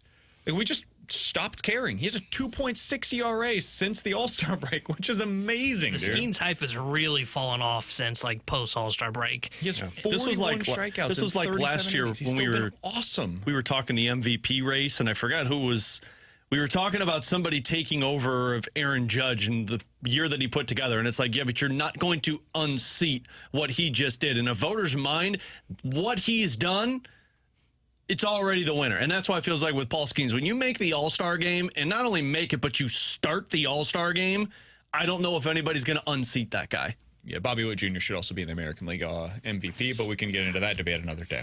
Alex, what do you got for us? Face running horse not as good as Judge's. And a mullet's not really good. Needs to tidy that one up. Bet it or forget it. This is the last year we see the Dallas Cowboys in the playoffs. Until like perpetuity? Like they're never going to make the postseason? No, again? not That'd be never. awesome. But they will not be a playoff team beyond this year for the near future. Forget it. Like I think they've got a super talented roster, and if they figure out what they're going to do at quarterback and it ends up working out better than I'm currently expected, they'll get back to the playoffs because it's not that hard to make the playoffs. The Steelers made the playoffs last year, so I'll forget it. I think they get back. I'll forget it as well because I think they've got a talented roster. Granted, like Mike McCarthy's definitely a negative, but he'll be gone soon enough. I'll say forget it. I think they could still make the playoffs, and like the NFC's like not that strong still. Yeah. So I'll say forget this. Yeah, I'll forget it, but I brought it up because if Dak's not there, I wonder if they fall in line of kind of like the Minnesota Vikings, so where you got an elite wide receiver, you got great defense, but you have nobody throwing the ball. And I know their guy was hurt, but I wasn't buying into McCartney even if it was healthy. Yeah. Guys, bet it or forget it. The home opener next year will not be sold out. I'll forget it. It's too much of a celebration of St. Louis. Yeah. It's not even so much a celebration of the Cardinals as it is a celebration of St. Louis. In baseball history for the Cardinals. So, yeah, I forget it. I don't think anybody cares about the Cardinals that for home opener. Beyond the home openers, when you start actually caring, home opener is just like, I took my kid to see the Cardinals home opener. I did that this year. We did it with Luka. It was his first opportunity to go to the home opener, and we wanted him to be a part of it. We did it with Adelaide. I had never been as a fan to a Cardinals home opener. I'm so glad that we did it together. It'll be a memory that we have for the rest of our lives. We did it in 2021 with Adelaide. We didn't do it with He Emma. won't remember it. He slept most of the day, but we'll remember it. It's fun. I kind of am going to bet it. I think there's still be a lot of people there. I don't know if it's going to be a sold-out crowd. Maybe it's just my lack of losing faith in the organization as a whole. If people are so frustrated with the Cardinals, I could see where opening day's not sold out. Again, I think big crowd, but not sold out. I'll bet it. All right, 314-399-9646 is the Air Comfort Service text line for Bet It or Forget It. Alex, bet it or forget it, the Blues will make it to at least the second round of the playoffs this year. Forget it. As it stands right now, I know I'm the Blues honk, but I still don't know if they're a playoff team. I think you're a fringe playoff team, and yes, I believe in Bennington, but I haven't seen the other teams play, so I'll say as of now, forget it. Forget it. I don't think they are a playoff team, so second round, no, so forget it. Forget it for me as well. Bet it or forget it, the Cardinals will miss the playoffs each of the next 2 years. I mean, for how things are going right now, and I don't see any sweeping changes by this team, I'll bet it. I'll bet it as well. I think you're going to see them enter into kind of a retool / youth movement, and if they can't figure this out with their young hitters, they could be bad for a 3 to 8 year stretch. Part of their problem is that the National League around them is not getting worse. It's getting better. Like the Phillies, this is just who they are. The Braves, this is their down year. Yeah. Like they're bad this season, and the expectation from everybody is that they'll be getting better sooner rather than later. Potential up-and-coming teams, too. The Mets might get Juan Soto this offseason. That's in play for them, and if they do, I would assume that they're going to continue to improve the roster around him. Are starting to get buzz as being a team that could be big spenders. The Pirates are getting worse from here. The Reds, I wouldn't anticipate getting worse from here. The Brewers, this is probably just who they're going to be. I don't know about like 75 and 55. Braves will be healthy again next year. The Diamondbacks, Padres, like this, where do the Cardinals fit in? So yeah, I'm going to say, I bet it. They're not going to make the playoffs over the next couple of seasons until proven otherwise. And I would love to be proven otherwise because, God, 4 straight years of talking about this. You're not having fun? Woo! And it's going to be a whole lot of fun. We'll have to find new ways to talk about the Cardinals. All right. Bet it or forget it. Jordan Kyrou gets to at least 40 goals next season under Drew Bannister. I'll say bet it. I looked at this yesterday. I think in 55 games Bannister took over, he had scored 29 goals. So 82 game schedule. I think he could be close to it. I think it's going to come down to consistency and Bannister keeping him on one line. But I'll say bet it. I'll forget it just because of that word you said there, consistency. He's kind of the Nolan Gorman of hockey without the really bad struggles, where he's going to go through like a 15-game stretch and you're like, Jordan Kyrou, I don't know, I hate watching that guy. He doesn't score. And then there's like a 15-game stretch where he scores like 20 goals and you're like, oh my God, that's a future top-line winger. I don't know if he'll ever be consistent enough to get to 40, so I'll say forget it. I'm forgetting it as well. I don't think he's a 40-goal scorer, and I think that's okay. I think we've underestimated what he can be as a distributor and probably overestimated a little bit what he's going to be as a goal scorer. I think Jordan Kyrou is going to settle in nicely as a point-per-game player. It's a really nice guy to have, and we'll talk a little bit more about that coming up in the 1 o'clock hour. With Alex and T-Bone on BK, coming up next, The Athletic put together a list of the top coaches currently in college football. We're going to rank our top 5 current coaches and discuss where Eli Drinkwitz, belongs on that list next here on BK and Ferrario.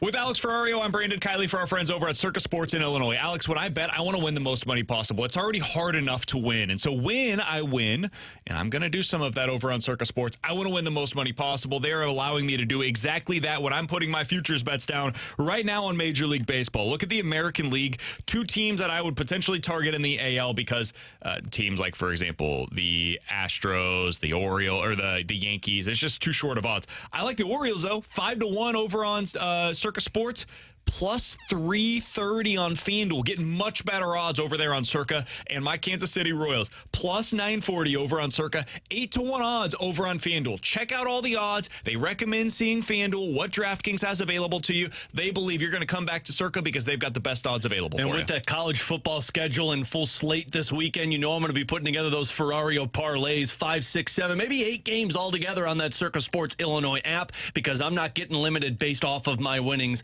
thanks to Circa Sports Illinois. Download the app today. Make sure you put all of your sports betting needs on it. If you or someone you know may have a problem with gambling, call 1-800-GAMBLER or text ILGAMB to 833-234.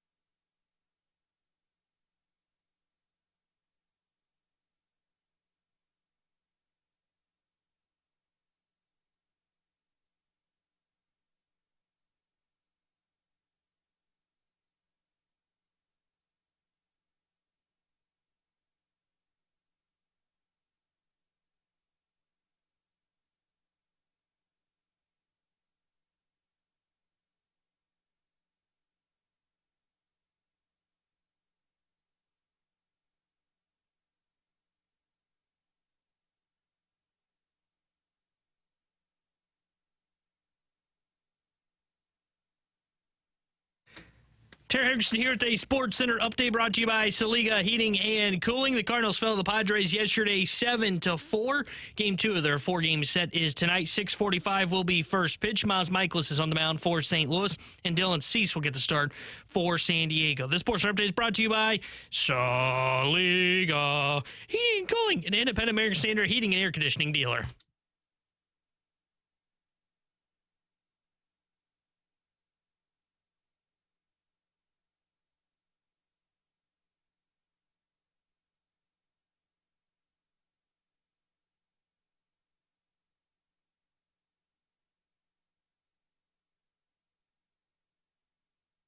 With Alex and T-Bone on BK, you got BK and Ferrario here on 101 ESPN. Earlier today, The Athletic put out a list of the best football coaches in the college game right now. Alex, the way that they ranked it, they put it into tiers. In tier number 1, I think this is just already off to a horrible start, to be totally honest with you. They have Kirby Smart. That makes a lot of sense. I think he's in a tier of his own. I thought you were going to argue about Kirby Smart. No, he's very clearly the best coach in college football going right now, and I can't imagine there's anybody that has an argument otherwise, honestly. They included Dabo Swinney in this tier with Kirby Smart as the top tier in college football. That to me is crazy. I wouldn't include Dabo right now in my top 5 coaches in the league. And I know that is a bit disrespectful given the success that he has had at Clemson. But guys, just like in Major League Baseball, the times are changing and the Cardinals have not caught up. Boys, in college football, times are changing. And you want to talk about a coach that has not caught up to it, it's Dabo Swinney. And in that conference, you can get away with it better than you can in the Big Ten or the SEC because the ACC is no good, as we saw this past weekend with what Florida State did in Ireland against Georgia Tech. But to me, Dabo should not be anywhere near the top tier in college football right now. I would have Kirby Smart clear and definitively on his own. Yeah, I'm with you. I know if you're going like overall career, it makes sense with Dabo Swinney, but I think I would view it more like top 10 coaches or top coaches going into the upcoming season, and there is no way in hell Dabo Swinney is up there. Dabo's playing for his job, or coaching for his job this season. I can't put that guy in a top coach right now in college football. Yeah, I'm with you. I'd have him like in tier 3. Yeah. I don't even know if he belongs in the second tier because of how far behind he's fallen on the times. I said this when we did kind of our college football predictions last week, Alex. I think Clemson missed the playoffs, and Clemson finally rips off the Band-Aid and fires him this season. Wow. I truly believe that he's on the hottest seat in college football. I think Ryan Day's right there with him, too, because he's the other one that I feel like is going to be gone. All right, tier 2. This is where things get really interesting. Now, I would have Dabo like below tier 2. I would have him skip tier 1, skip tier 2. We'll put him down in tier 3. But that's not how they did it. Tier 2, Ryan Day, who you just mentioned, Alex, could also get fired after this season. I do think Ryan Day is a good coach. I think he's in a horrible spot right now with Ohio State. Too much talent. We'll get back with him here in just a minute. Quarterback, dude. Like, you got to get the quarterback position right. To be fair, like, who's the guy that kind of settles that in college football? You kind of take the role of coach / GM. Touche. They also had a really good one in C.J. Stroud, and he never seemed to hit his until he got to the NFL. Full peak potential until he got to the Texans. Ryan Day's like, I couldn't get the best out of him. He gets to the NFL. Oh, wait, this guy's a star. Wait, you can move? Like, you're super athletic and great at throwing on the move. Why didn't you ever do that in college until we watched you play against Georgia? CJ, I don't understand. CJ, I told you, when you're under pressure, get out of the pocket, and you wouldn't do it. Okay, so Ryan Day is atop this list for them in tier 2. Not a good motivator. They also have Kalen DeBoer, Alabama now, previously with Washington. I absolutely agree with that. Luke Fickell with Wisconsin. I think Fickell's a really good coach. It's always hard to kind of assess him because he was at Cincinnati, which is a difficult spot to determine, like, okay, how good is this guy versus this is a really good G5 job and he's maximizing it. Wisconsin's kind of similar in that regard, honestly. Yeah. Brian Kelly at LSU, totally agree. I think he's top 5 coach in college football, even though he's a loser of a human being. Lance Leipold of Kansas. Sorry, am I wrong? No, but you didn't have to say it out loud. Man, just because he brought in the Louisiana accent doesn't mean you can. I mean, he's a total jerk, and nobody enjoys being around him. But the guy wins football games. If you show up late, you should be fine for your media availability. Fair enough. Lance Leipold of Kansas. I'm so glad that they put him this high. I'm shocked they had him this high, but I love it. I think he's an excellent head coach. If you can win like that at Kansas, dude, you are a very good football coach. Mike Norvell. He's in this category as well. Lincoln Riley also in this category. And then Kyle Whittingham of Utah, who was like perennially underrated. That dude wins 9 games every year at Utah. It's amazing what he has done there and the program that he's been able to build. So those are the names in tier 2. Day, DeBoer, Fickell, Kelly, Leipold, Norvell, Riley, and Whittingham in alphabetical order. Alex, of those 8 names that I just mentioned, how many of them would you put in your top 5 along with Kirby? There's a lot of them that I'm like, I don't know if there's any that I would pull out of that list. I'd add one into that list. I was expecting you to say Dan Lanning's name. Brett Bielema? Oh. No. Lanning's a good one. I was a little surprised. And maybe it's just the track record. He doesn't have as much time with it. But, I mean, kind of like we were talking about with a couple of others. You're talking about winning in Oregon right now, and he's found ways to pull off victories with some good quarterbacks as well. So he would be one. I mean, I agree with a lot of those in terms of just kind of being in that conversation of the second tier. Yeah, I would have Lincoln Riley in the 3rd tier. I don't think he belongs in tier 2. He's another guy that seat is going to warm up a lot faster than people expect at USC. Haven't been able to recruit a defense. And again, when you're kind of the coach and the GM, you kind of have to weigh that. But outside of him, he's the only one I kind of disagree with. I do think Dan Lanning, to me, is a top 5 coach already. Mm-hmm. I mean, look at the way he's been able to build up Oregon since he took over that program. And won 10 wins or 10 games, then 12 the next season. Yeah, and they are a team that, to me, is going to win the title this year. And he's gone in and he's been able to kind of work the quarterback market, unlike Ryan Day, for example. He's got Dylan Gabriel, who I think is going to put up some serious numbers this year in that offense. He was able to kind of get Bo Nix to his potential. I think Dan Lanning, to me, is the second best coach in college football right now. That's how high I would throw him up on this list. And then I would go in terms of kind of like the back part of my top 5. I think I would have Mike Norvell 3. I know you kind of rolled your eyes about him being in the second tier. Norvell 3. I think Norvell He's had one good season. I think he showed last year that he can put together a good team at Florida State. We'll see. Now, doesn't help that he lost in Ireland to Georgia Tech, but I do think Mike Norvell to me is a top 5 coach. And then I would also have in this conversation, I agree Brian Kelly probably 4. And then I guess I would go with Ryan Day at 5, but I don't feel great about that. I've got him 6. Yeah, I was saying I think you have to have him as a top 10 coach in college football because of what he's done. I agree with that. Too much success. By the way, another coach I'm surprised that's not in this second tier, actually 2 of them for me. Kiffin of Ole Miss, I think he belongs in the second tier. And I think he's going to get Ole Miss to the playoff this year. Totally the other agree. one for me that I'm a little surprised by is Sark from Texas. I'm a little surprised Steve Sarkisian hasn't been moved up. I mean, he's built that program back up at Texas to where they're a legitimate threat in year 1 You're of the asking SEC. the biggest Texas hater over there, though, to put him in that. Mine was Sark's fine. I'm shocked he was okay with Kansas being up there. Mine was Smart, DeBoer, Winningham. It was Oregon, Dan Lanning, and then it was Brian Kelly in my top 5. Say that again. It was Smart. It was Winningham. In no particular order. These are just the 5 that I wrote down. Okay. Dan Lanning. It was Brian Kelly, and it was, who was the 4th? DeBoer. Yeah. Okay, we have the same top 5. Maybe different order, but the same top 5. Yeah. I've got Kirby as my number 1 coach in college football. I don't like Brian Kelly. I don't. But I've got him as the second best coach in college football currently. I think he's done a fantastic job.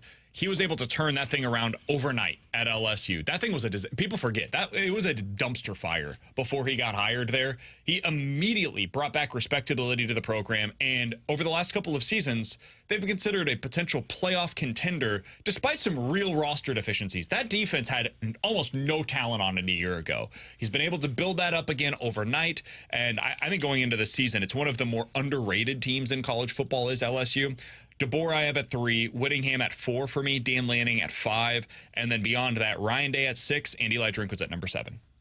I think it's crazy that Eli Drinkwitz is not considered to be one of the coaches that's in tier 2. Like Mike Norvell in tier 2 above Eli Drinkwitz. Why? Explain it to me. Somebody please. Because both of them have 1 year of success. Drinkwitz did it at a much more difficult place to be able to win at Missouri than at Florida State. Drinkwitz also built up a program similarly to Mike Norvell, who did it at Memphis, which is an amazing G5 job, similarly to what Eli Drinkwitz did at Appalachian State for a year where he had crazy amounts of success. They both had really good success as offensive-minded coordinators at this level as well. I think if you're going to consider Norvell to be a tier 2 coach, Drinkwitz also has to be a part of that. And by doing so, I'm also going to go ahead and include Lane Kiffin, who I have at the back end of my top 10. I think all of those guys should be thrown in together. The reason why I think Drinkwitz is probably, to me, atop that list of those 3, they're all similar. Offensive minds, very modern coaches in college football, younger guys, limited success at this level. The reason I have Drinkwitz at number 1 is because of his ability to build a program. It's more than just a team, which I think might have been the case last year for Mike Norvell. He built a team. Can you build a program that has sustainable success? We'll find out with Drinkwitz. But the starting point appears to be there for him. There are much fewer questions about Drinkwitz long-term than there are right now about what Norvell's going to be long-term at Florida State. So to me, that's why I would have him as the tiebreaker over Norvell. And if he has another huge season this year, you could see Drinkwitz approaching the top 5 among college football coaches right now in the game. Some of that is because of the number of guys that have retired over the last few seasons, but also, hey man, if you can win like this at Mizzou, you start getting into these kinds of conversations and recruit like this at Mizzou. Yeah, I'm with you. I think he probably does belong in tier 2. And it's interesting because, you're probably right with Mike Norvell. Maybe Norvell gets a little bit more of the bump because of the college football playoff. Well, I guess he didn't make the college football playoff last year. They were in Correct. the conversation to be in the college football playoff all last year, went undefeated, even without their star quarterback who got hurt 2 games late, it's second to last game of the year. But I agree. He probably does belong in that second tier. And I think you're right. There's probably a chance he can be a top 5 coach once we get to next season. Just can he win again this year? And, hell yeah, dude. And that's the thing for him is 11-1. He's replacing a ton. This is what's going to be interesting with Norvell, too, because we talked about it. Norvell had to replace a lot in that defensive line. And we saw the defensive line and offensive line were not good for Florida State last year. Well, Drake's got to replace a lot on the defense and replace his running back room, which will be interesting to see how that goes. I've got a piece coming up a little bit later on today, I believe, over at the Alton Telegraph Now about the Missouri plugging. running back room and how they're trying to replace one guy with 2 and why I do not believe that it's going to be 2 by the end of the year. Eli Drinkwitz does this every season where if he doesn't have a returning starter coming back, he'll be like, we're going to do this kind of a by committee approach. And then by week 6, you've got one dude that he trusts and he gives him 200+ carries. Mizzou's running back, their lead rusher, has finished in the top 11 nationally in carries by the end of the season in 4 of the last 5 seasons. Eli Drinkwitz relies on one guy almost every single year. I don't know which one it's going to be. Maybe it's Nate Noel. Maybe it ends up being Marcus Carroll. But by the end of the season, you will have one of them that ends up emerging, I believe, as their clear-cut number one back. It's one of the biggest questions going into the season. The passing game gets all of the accolades and all of the headlines, as it should. Brady Cook back, tight ends back, Luther Burden, and every other pass catcher basically is returning this season. And you've, I think, upgraded the offensive line. There's every reason to believe the passing game could be even better than it was last year. The running game will determine whether or not Missouri is able to repeat the success that they had in 2023. With Alex and T-Bone, I'm BK. Coming up next, we're diving into the junk drawer. T-Bone says he's got a good story for us here on 101 ESPN.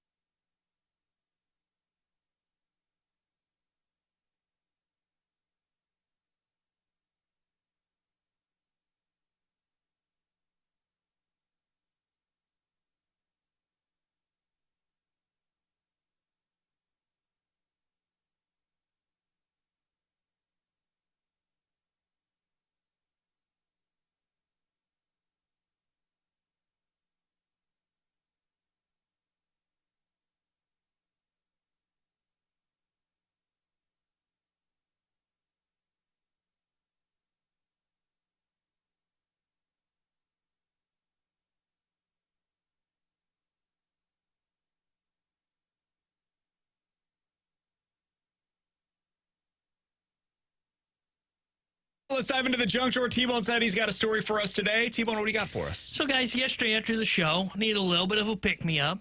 So I decided, I'm going to go to a coffee shop before I go home, okay? Love a good coffee shop. Yeah. What's your best coffee shop in town, Alex? Your favorite one that you go to? Ooh, I don't know if I have one in town.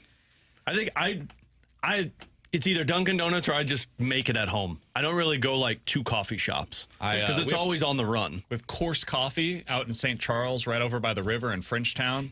Best coffee in town, in my opinion. Love that. I don't know if I've been to that one. There's one I like that's on Old St. Charles Road that's kind of like in a Main Street, bottom. you talking about? Yeah.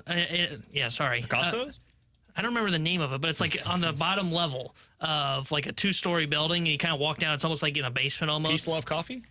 Maybe. I can't remember the name of it. But there's some good ones over there. St. Charles has some good coffee shops. I enjoy going there, especially kind of in the fall. But Upshot's good. The fall is why I'm talking about this today, okay? So I go to this coffee shop, and I'm like, I'm just going to get a coffee. You know? Oh, you got pumpkin spice latte, didn't you? It's not pumpkin spice season, but I did get a pumpkin spice latte because it was new. Hold on, it's not pumpkin spice season, but I got a pumpkin spice latte. Because it was like there. I was like, oh, it's the first of the season. Yeah, that was the only thing they had. It's still too early for it. That was the only thing they had. But it was there. And then you know why I'm upset probably? It's because I ordered it and I got a weird look. You know, like, oh, you're really getting pumpkin spice when it's 100 out? Well, we know what you ordered. New. When you go to Starbucks down the street. You get the cookie crumble coffee. Yeah, come on, That's some good stuff.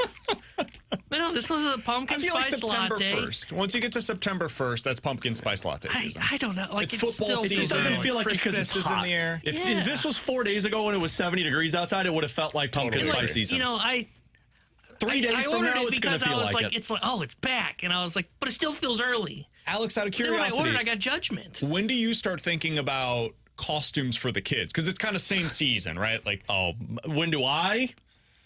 Typically, probably until like September. When does Katie? The moment our third baby was born. Oh, dude, Kara bought Luca. Mm-hmm. He's got a Stitch costume this year. Oh, that's great. She purchased that last year at after Halloween last year. She purchased this costume for this year with the hopes that it will fit him. Yeah. Not knowing if it will actually fit him or not, but a year in advance. Katie's always thinking. She always tries to include me. Last year, she let me pick, so that's why we did the Ghostbusters theme. I had our little one, the green one, and then our oldest Adelaide was the Stay Puft Marshmallow, and then we dressed up like Ghostbusters, so that was fun. But yeah, the moment Olivia was born, Katie was like, "Ooh, we should do what's the female baseball movie, League of Their Own?" She's like, "We should do League of Their Own with them for their Halloween costume." That's what she wants to do. So she's always thinking. So you want the pumpkin spice latte? I don't, the whole purpose of this junk drawer was for you to complain about pumpkin spice, and then in the middle of it, you're just like, and I bought a pumpkin spice latte. Yeah, because like it was there, and I was like, okay, it doesn't really feel like the season, but I'll get it. I was more upset by the fact that like when I walked up there, and the girl says, well, what would you like, sir? And I said, I'll take the pumpkin spice latte, and there was like a stare. Dude, like, there's two holidays. You guys are promoting it early, and I'm going to get judged for getting it? There's two holidays that I prefer to rush into.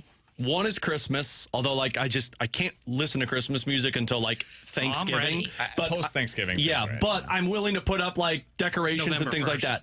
Halloween, I'm officially into like ready to go Halloween mode by like August 1st. See, I could care less about Halloween. I just have no... I just like the fall. I think kids change it for you. Kids change it, but I like the fall. Either you're in college and there's a certain vibe that goes along with Halloween, or you have kids and then it's the whole... It's the Tinder Halloween or it's the family Halloween. There's two different types.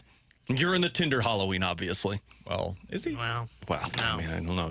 We need to get T-Bone to a Halloween party somewhere. Apparently, well, there's got to be some bars around here that are throwing some kind of Halloween party. He's too busy getting his pumpkin spice latte. Hey, Ryder, let's look into that. Let's find some kind of Halloween party that we can partner with a local establishment, maybe on the east side, for T-Bone to have himself a good time this year. Like the Rizzuto show. Do you just want me to Halloween Google party at Ballpark Village? Do you just want me to Google if the penthouse has a Halloween party or not? You think they'll let me join, like honorary guest? Yes.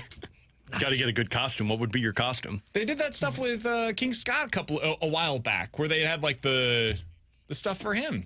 We could find you. Apparently, the theme is shipwrecked pirates. I like it. Oh, you could totally be Jack Sparrow. A parrot? Yeah.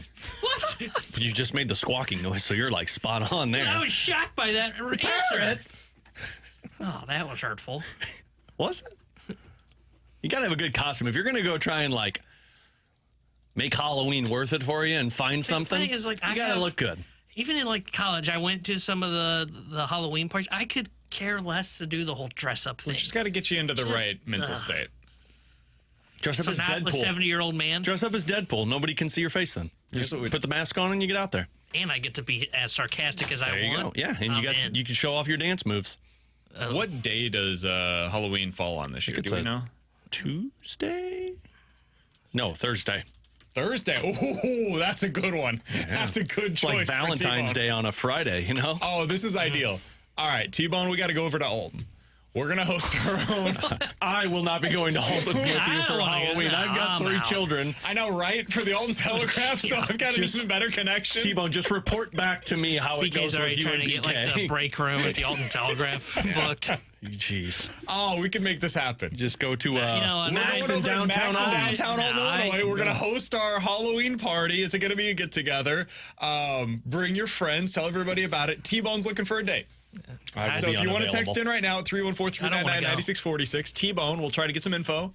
And we got to get T-Bone. He'll be the guy that's dressed up as Deadpool. That would make sense, actually. Just remember, Deadpool's allowed to say mean, sarcastic things. Someone asked if T-Bone wants a cracker. Get it? You're the parrot. Or you could be the monkey from Pirates of the Caribbean. Oh. Could be the monkey. There you go. I don't know. How many different... There's only like 3 characters you could do for that? Yeah, I don't understand the whole pirate dress-up thing because you just have to look filthy. Yeah, I mean, that's the vibe. Do that. What a way to find a date on Halloween, right? Dress up like you just haven't bathed in 2 months. It'll be great. Can't wait. I'm excited to see T-Bone with the Jack Sparrow, 2-part beard. Should I try to grow mine out? BK and Ferrario Halloween.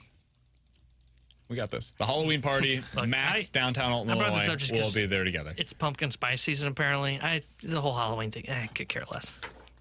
Hey, if you guys want to come hang out with us at the Blues and Brews, join us for the 2nd annual Blues and Brews on Friday, September 20th. This will be our preparation for our Halloween party that we're going to be throwing together, of course. Anheuser-Busch Brewery is where it is going to be taking place. We're getting fired up for the Blues season at this outdoor street party. It was a great time last year. Going to be a fantastic time once again for the 2024 season. Appearances by Blues players and alumni, food trucks, one-on-one ESPN giveaways. You'll even be able to meet Alex Ferrario. He was a fun time last year. I got to give credit where it's due. We went out with Alex. Luca came out with us, his wife. It was a great time. Shut up. Fun all the time, man. Tickets just $20 on sale right now. Learn more at 101ESPN.com. Coming up in about 15 minutes or so, we're going to get into some of the biggest players that have been cut. It is release day in the NFL. We'll get into it with NFL quick hitters. But next, how long should the Cardinals keep playing out this string with their veterans? When will it be time for them to turn the page on this season and to start giving the young guys a look? Is it gonna be time for them to do that at any point this year? We'll talk about it next here on 101 ESPN.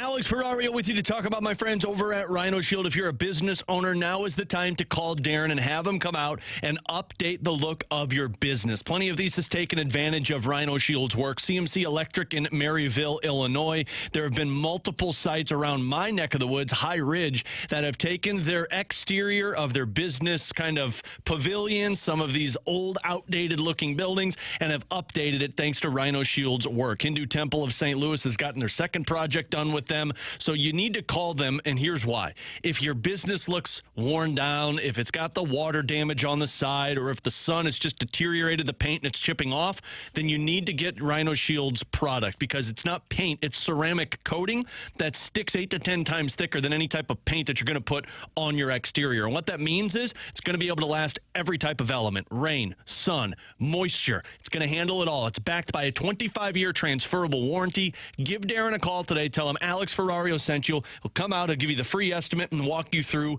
the entire process. 877-25-RHINO, 877-25RHINO.com.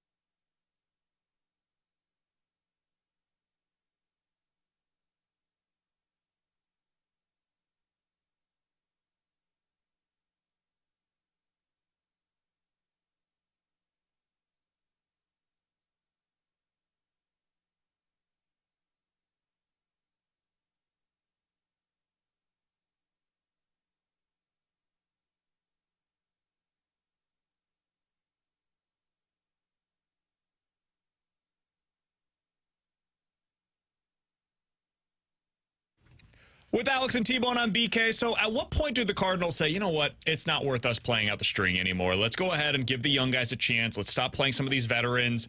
Tommy Pham, maybe they place him through waivers and say, hey, a contending team, this is your chance to go get something out of him. Jason Hayward just went through waivers, and now he's a Houston Astro. He's going to be playing for them down the stretch. You could see something similar. Maybe. This is pure speculation by me, but with a guy like Tommy Pham. Alex, they're 65 and 66. They're under 500. I know one thing that they're probably looking at right now is, can we avoid going under 500 in consecutive seasons for the first time since the 1950s? That's history that this team would very much like to avoid. Even if that means an 82 and 80 regular season, that's better than the alternative. At least then they can say, whether it matters or not to you, they can say we didn't fall below 500 and we didn't do something that hasn't been done here in 70 years. That being said, you're 10.5 games back in the division. You're now 6 games back in the wild card race currently, and there are 3 teams ahead of you between you and the Braves who currently maintain that final wild card spot. We were talking about this before the show today. You're currently 9th in the lottery odds. Yes. Back-to-back top 10 picks. In the lottery odds currently. So in other words, you basically have the same chance to win the lottery as you do to make the playoffs, because it's like a 3% chance to make the playoffs, a 2% chance currently to be able to win the lottery. Lean into it. Who's the top pick this year? Isn't it Holiday? Oh, is it? Yeah, I think is it so. Ethan? I think he's up for. I think he can enter the draft. I think you need to start. You know what? I think we need to start the Green Day conversation. Every day is a holiday. Get after it, Cardinals. You want to put butts in the seats? Time for the holidays. Eke it out for Ethan. I don't know. We'll workshop it. Eke it out for Ethan. Yikes. Listen, I've done better work. We're on the spot, and we'll find something better. We couldn't perform under pressure. Yeah, you guys know that. I can't sneeze when people say so. It's a whole thing. Performance anxiety is real, guys. So at what point do the Cardinals say, you know what, enough's enough. Let's see what the young guys can do. Let's kind of turn our page. No longer about 2024 for us. It's about 2025.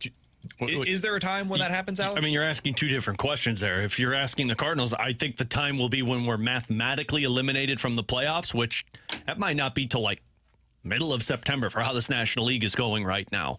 Might not be till the end of September. And by that point, you're already past the opportunity to really get what these guys are going. If you're asking Cardinals fans, or if you're asking me, I think it was before the start of this series, but I think it is absolutely either now or once you're done with this series against San Diego. Because, like, sure, you're trying to accomplish not being, for the first time since, the 30s, that they've gone back-to-back below 500 records, but you're going to do it with Matt Carpenter and Tommy Pham and these guys that are getting playing time that aren't going to be a part of your team next year. Hopefully aren't a part of your team next year. To whereas, why wouldn't you try and do that with guys that are going to be and supposed to be a part of your team next year and get more reps for them?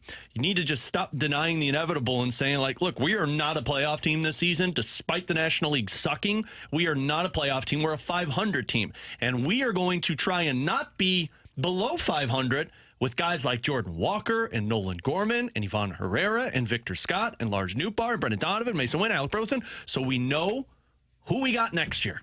Rather than sit here and just keep playing this game of like, oh, we're 5 games out of a wild card spot. We're still in this. We've got Matt Carpenter and Tommy Pham in the lineup. That doesn't matter. What matters is making sure that your lineup, you know what these guys are, who these guys are, where they're going to play next season. That's what I'd be focused on right now. Have you guys seen what Corbin Carroll has done this year? He's been bad, I know. I think he's played better lately. He's gotten better lately, but he started off terrible. I'm going to give you his OPS by month. Okay? March and April, 530. He hit 195 with a slugging percentage of 240. Oh. May, 614.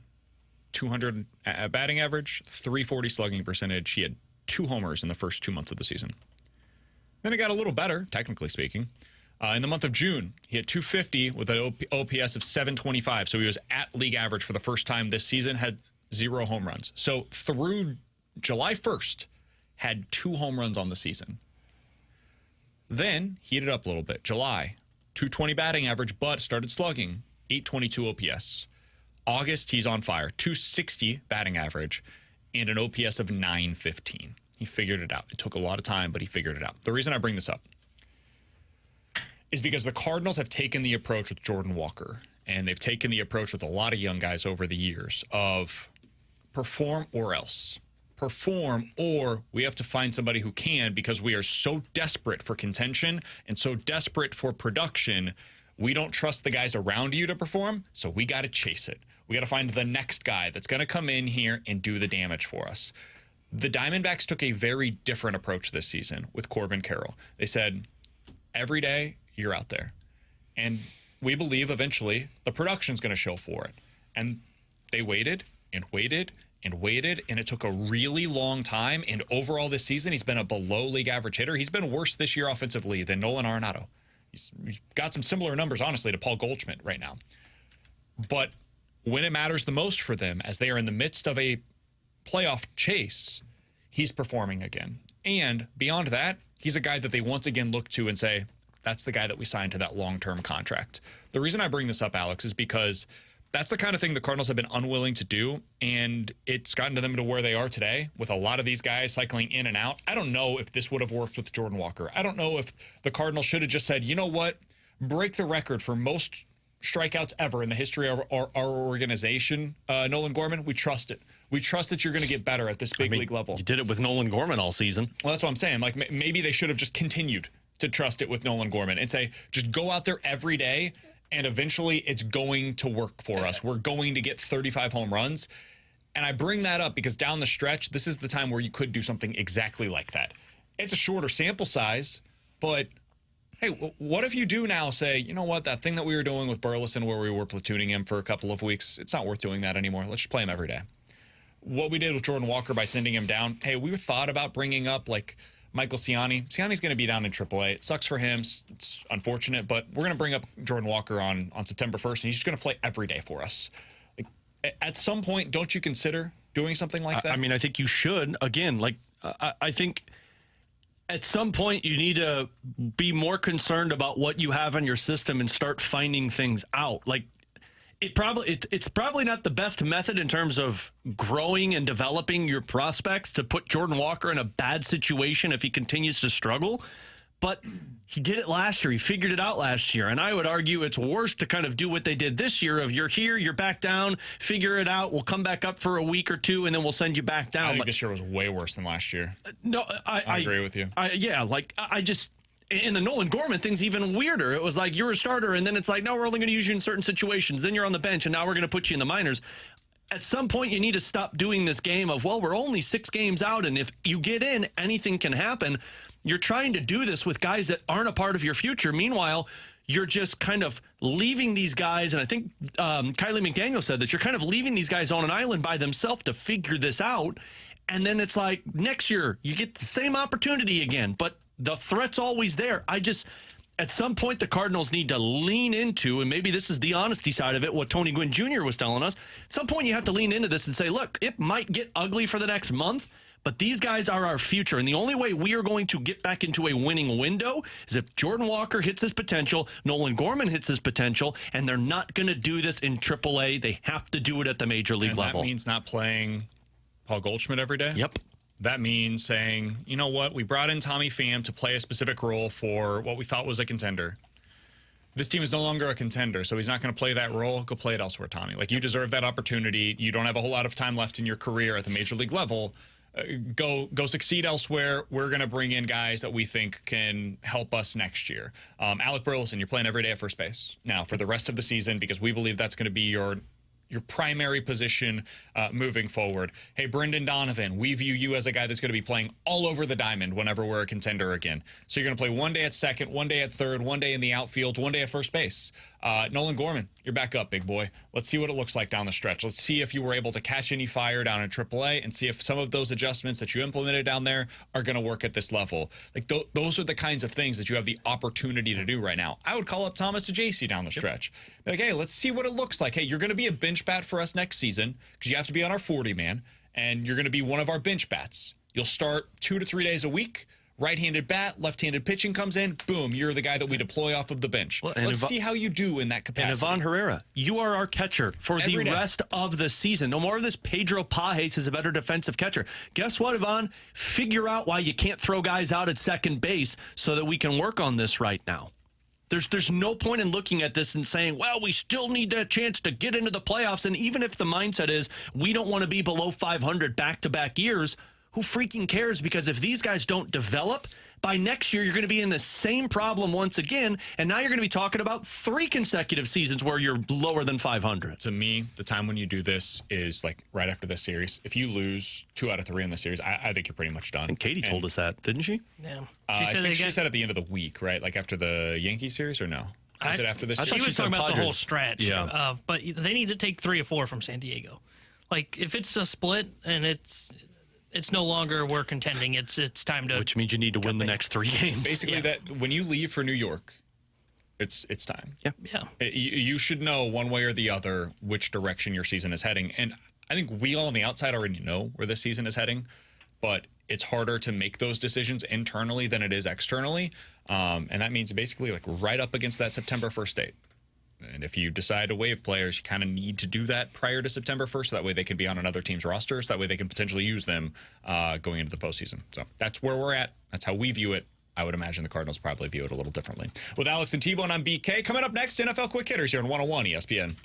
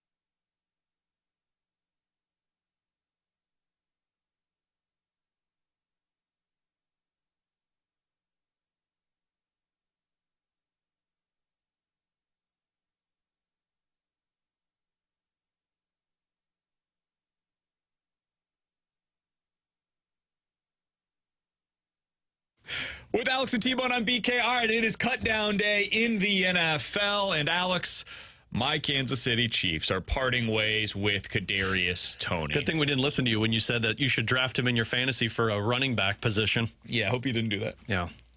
I forgot about that. Yeah. Oh, don't worry.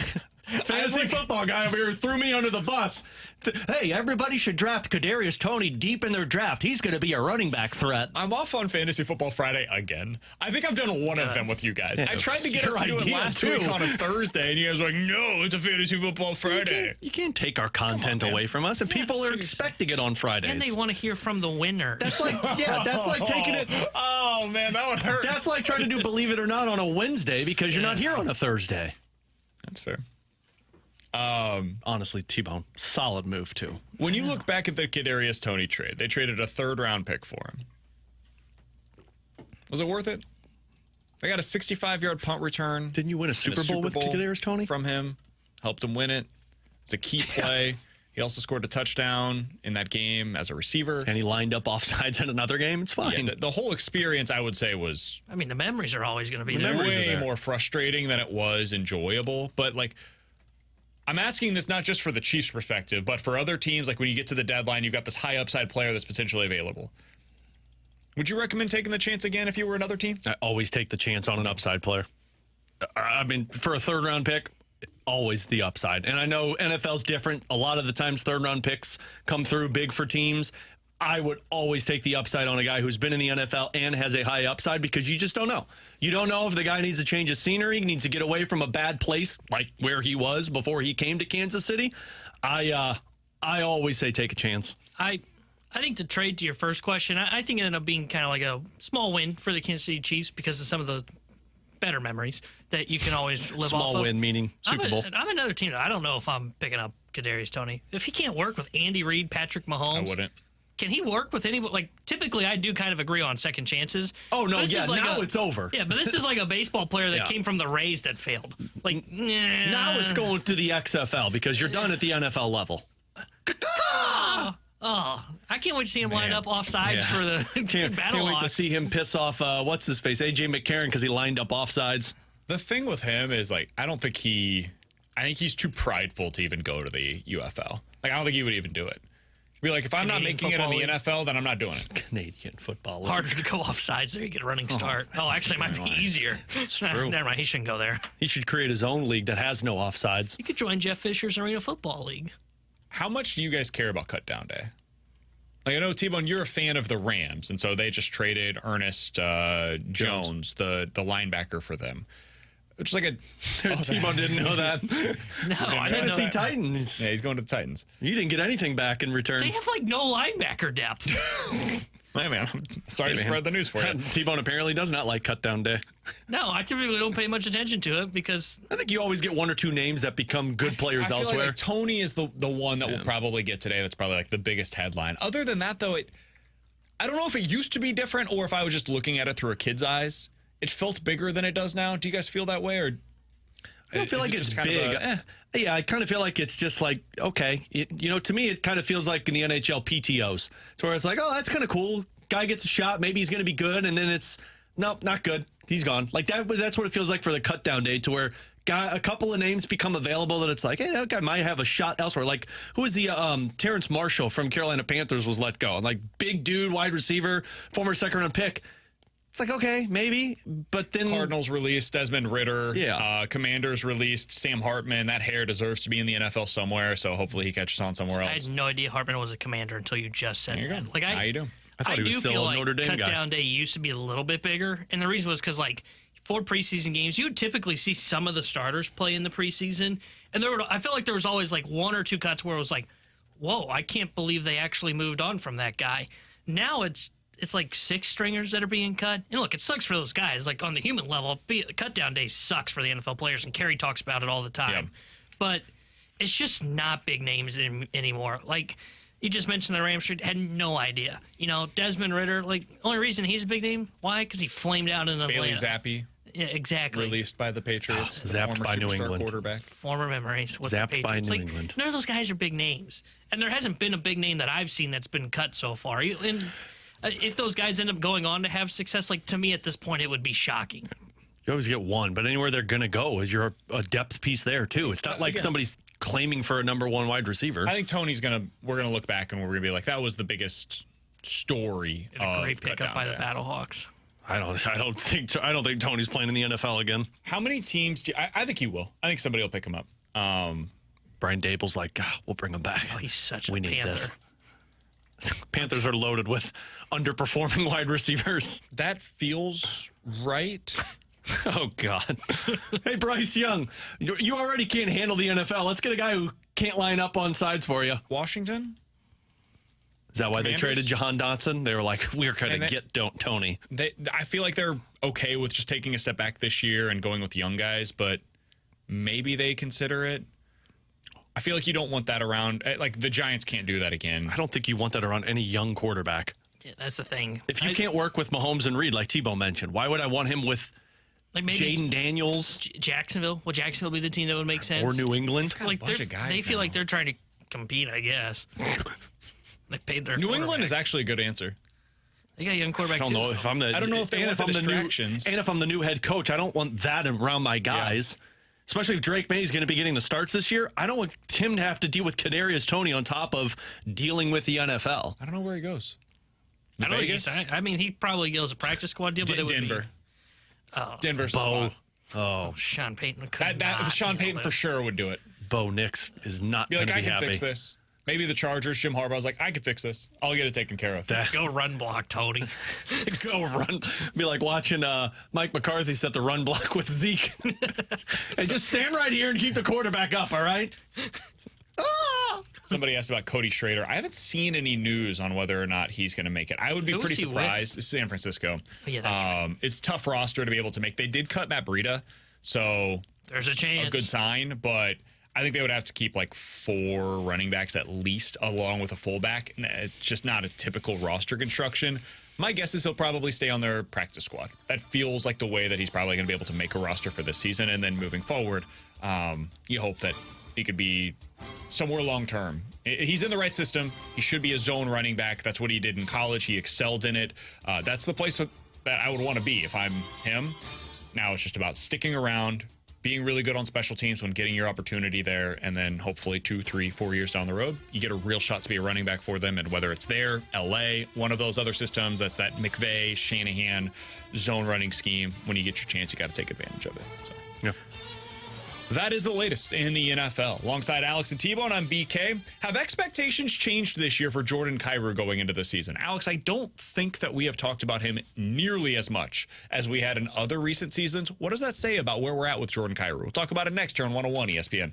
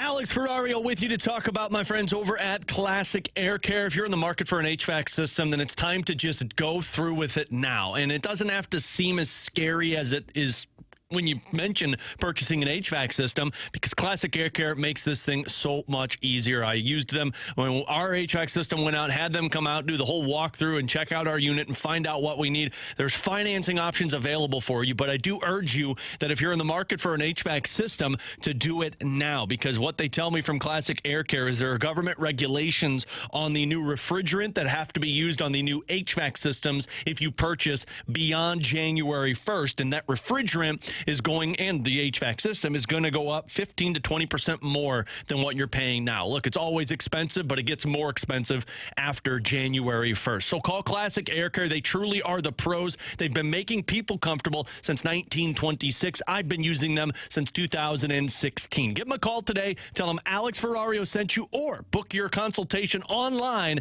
at classicaircare.com.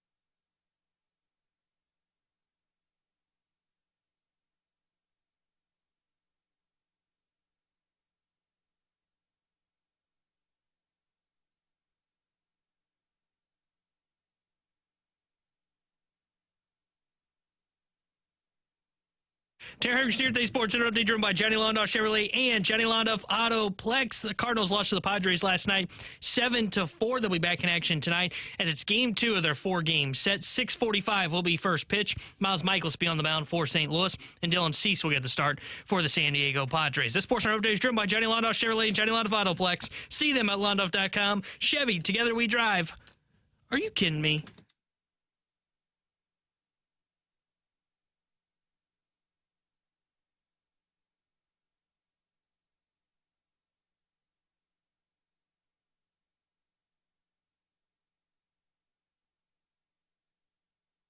Alex, I feel like we've spent less time breaking down Jordan Kyrou this offseason than we have in previous years, and some of that is understandable. Some of that is because, Matthew Tkachuk isn't available this time around to potentially have us get a wandering eye on, what if you traded him for that guy? And then last offseason, it was, okay, the money is now real. Now he's making $8 million heading into this season.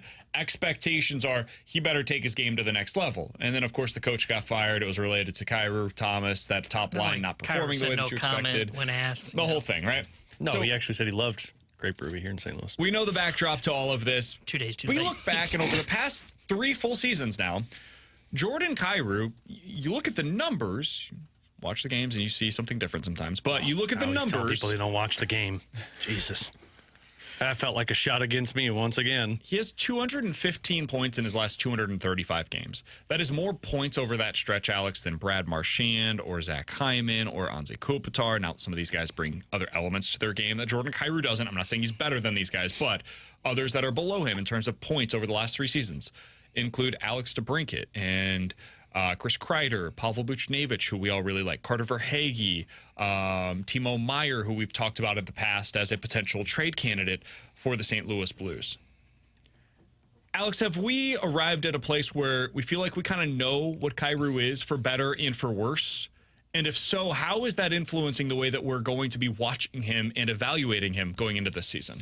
Yeah, it feels like, at least for a lot of fans, the acceptance stage is there to where it's not what it was last year, where it's like, you got to trade him, because the options that are there to trade him for don't really turn the needle, so to speak. So like with Jordan Kyrou, it feels like you're in the acceptance stage.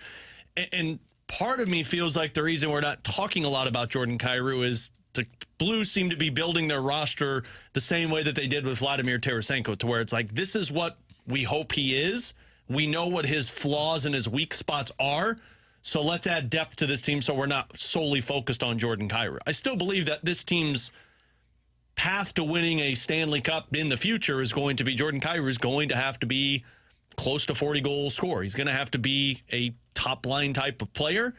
But now they're adding depth to their team, so that's why it feels like it's a little bit more of an acceptance with Jordan Kyrou. Look, you got better defensively last year. You got a new coach who works with them. You hope that he can get those offensive numbers up to being a 40-goal scorer for this team. But now, because you've got a Holloway, you've got a Jake Neighbors, you've got multiple guys coming up in the back end and through your pipeline, it feels like you're at the stage of acceptance to where, hey, for $8.5 million, if we can get this guy to be a point-per-game player, that's good enough. Yeah, I still wonder if he can be a top-line winger for you, but I think for the most part, I've just kind of come to the conclusion, like the rest of it is, he's probably on the second line, or he's like your second-best winger when you're kind of a contending team again. And point per game, as you mentioned.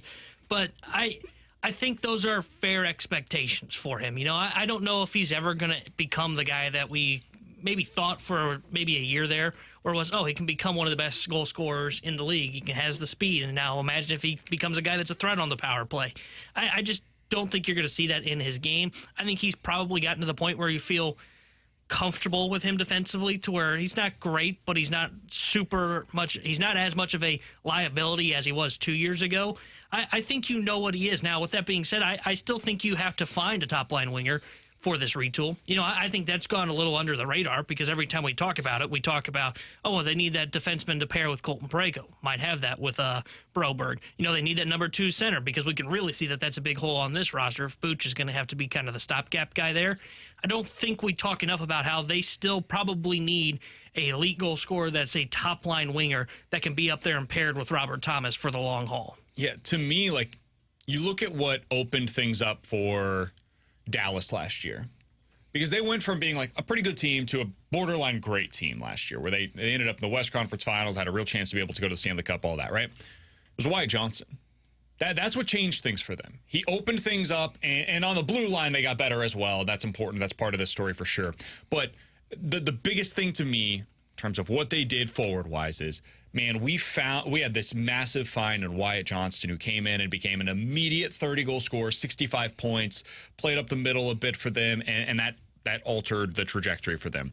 That's what I wonder. What is that for the Blues? Could it be Dalibor Dvorsky? It's possible. He could be for you what Wyatt Johnston was last year for the Stars. I don't know if it'll be as immediate as it was with them, but like in the next couple of years, it's possible that ends up being the case. Could it be Jimmy Snuggerud, who comes in and it's like, whoa, okay, we all knew this guy was potentially going to be good for you. He's actually great for you. Could it be somebody else that we're not even thinking about right now? It's possible. But that, to me, is where my attention now turns. Is it's less about Kyrou and more about who can take some of the pressure off of Kyrou. Because I'm no longer expecting him to elevate his game to that number 1, like, winger on a contending team. That's not in my thought process right now. I think Booch is more likely to reach that than Kyrou is, personally. But, like, I look at the Florida Panthers. How did they do it this year? Well, they had a guy by the name of Matthew Tkachuk who was clearly, definitively the best winger on that roster. Still stings. And yet he was on their second line. And so, like, you look at it and you look back and you're like, man, okay, nobody thinks about that. Nobody cares about that. because that guy was the one that you circle when you're going through the scouting report. But like Carter Verhaeghe was on their top line this year for a team that ended up going on to win the Stanley Cup. Could Jordan Kyrou be for the Blues what Carter Verhaeghe was for the Florida Panthers? I think the answer is yes. I think you've got a chance to become that. So if you have like Verhaeghe, Reinhart, and Barkov, could you have something similar, maybe not equaling, but similar to that with Kyrou, Booch, and Thomas? Maybe like 80% of what they have on that line. Maybe you could end up becoming that. And now it becomes, okay, what's the depth look like? Well, you don't have a Matthew Tkachuk on your second line. Who's going to be, not Tkachuk, but be that number one winger for you? It's either got to be somebody that's currently in the system, or they're going to have to use the guys in their system to trade for that guy. And that's the next step for the Blues, is to find that dude. It's depth. I mean, it's depth to your offense. And that's why, I mean, I go back to the Dallas. It's a really good comp that you brought up there, because you mentioned Wyatt Johnston. You know what that also did for them? That allowed them the opportunity to play Jamie Benn less, because Jamie Benn was not a top-line player for them. Now, he was in the past, but when he got up there and when he started to become a little bit more of a liability, that's when things started to fall apart for them. So what do? They got a Wyatt Johnston. They had Rope Hintz. They brought in Joe Pavelski. And now Jamie Benn can become a third-line player for them, and they don't have to rely on him as much. Look at what they did last year. 21 goals and 60 points for Jamie Benn, and he was in the Selke Trophy conversation because he was playing on a third-line role. I think what they're doing and why it seems fans have become a little bit more of the, okay, I could see this working out a little bit more, is now you're not relying on Jordan Kyrou to be the best player on the team. I think that's what Pavel Buchnevich's role has become a little bit more now with his contract extension. Jake Neighbors has emerged for a lot of people, but now you're starting to add depth. Dvorsky, you've brought in Dylan Holloway. You brought in these other players like a Matthew Joseph and Alex Texier. Snuggerud's coming in. Bolduc's going to be coming in. Now it's getting to the point where it's like, okay, this could be one of those death by 1,000 cut types of teams, and Jordan Kyrou can just be one of those dangerous weapons that plays on a second line. But all of that surrounds also what we just talked about. You're going to have to get another centerman who can provide you more of an opportunity to pounce on other teams. And as it stands right now, you're still developing those. Yeah, they're in an interesting spot and a unique situation where they could either develop that guy or they could end up trading for one. And they've got the cap space in the future pieces. And the pieces to move to be able to go make a move like that, or like free agency after they get good again. They could potentially go do that, and then they could use their pieces to trade for some kind of a defenseman that can help them out as well. They're trending in the right direction. For me, I don't know if this is the case for all Blues fans, but going into this season, my hope for Jordan Kyrou is just the expectations. Let's reel them in a little bit. Like sometimes you get them out here and then they have to come back down to earth a little bit. Yes, he's making $8 million. Yes, that's a lot of money. But relative to what other guys across the league are making now, it's actually not that bad. The top players are about to get $14+ million.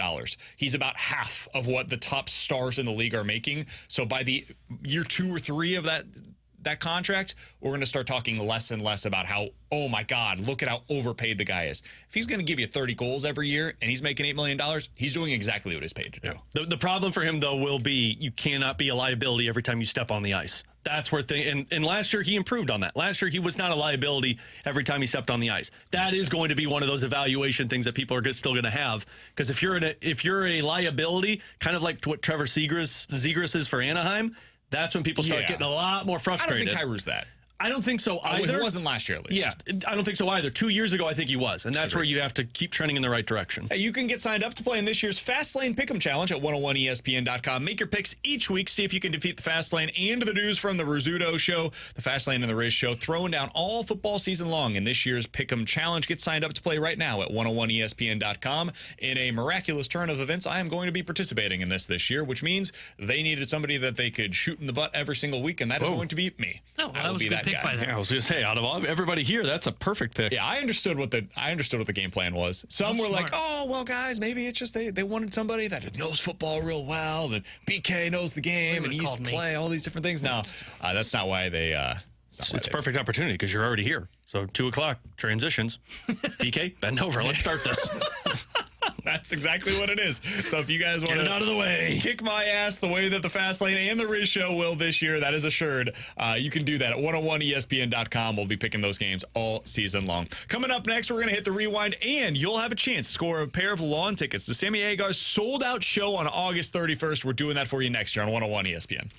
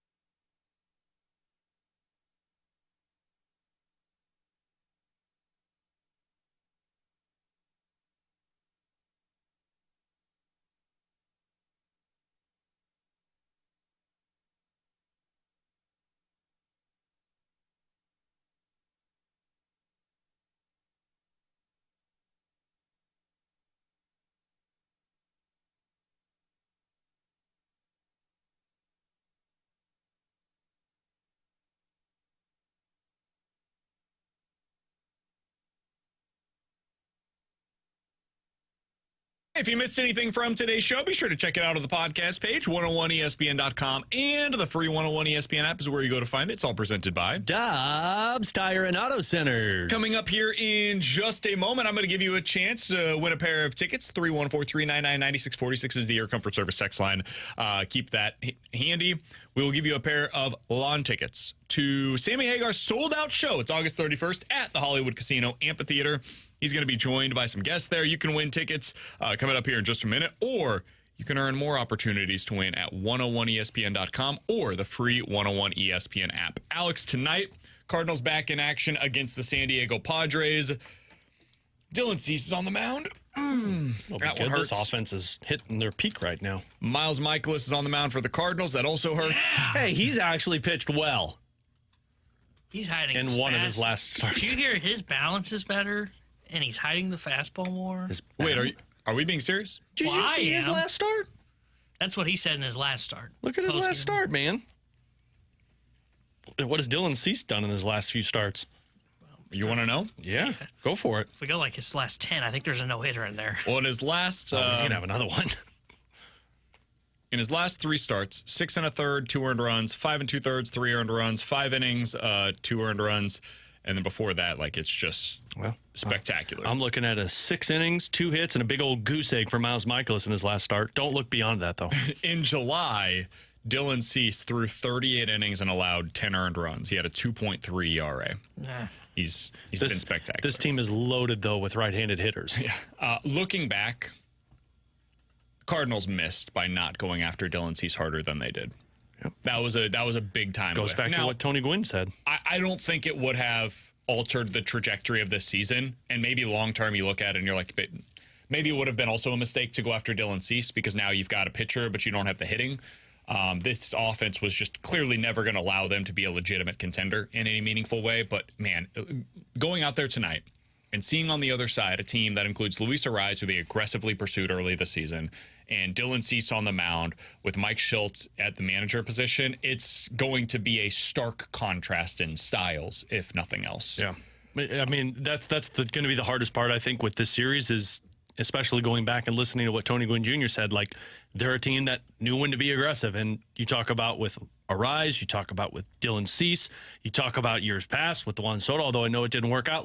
At some point, you just get envious of watching other teams be aggressive, and while you're sitting on your hands saying, well, we'll go after this guy. And extending guys like Miles Mikolas when you don't actually have to do that. All right, going back to 2018, Miles Mikolas in 2018 was a really good starter for the St. Louis Cardinals. It was his first year here in St. Louis, finished that season with more than 200 innings and a sub-3 ERA. Alex, that season, Miles Mikolas finished 6th in the Cy Young voting. 314-399-9646 is the Air Comfort Service text line. If you are texture number 101 to the following question, you answer it correctly, you are going to score a pair of tickets to see Sammy Hagar in his sold-out show on August 31st at Hollywood Casino Amphitheater. Who won the Cy Young that year? 2018, who won the Cy Young the year that Miles Mikolas finished in 6th? If you were text number 101, you are getting that pair of tickets to the sold-out show on August 31st. For Alex and T-Bone, I'm BK. We will be back tomorrow at 11 a.m. Until then, you guys have a great night. Enjoy the game between the Cardinals and the Padres. The Fast Line's coming up next here on 101 ESPN.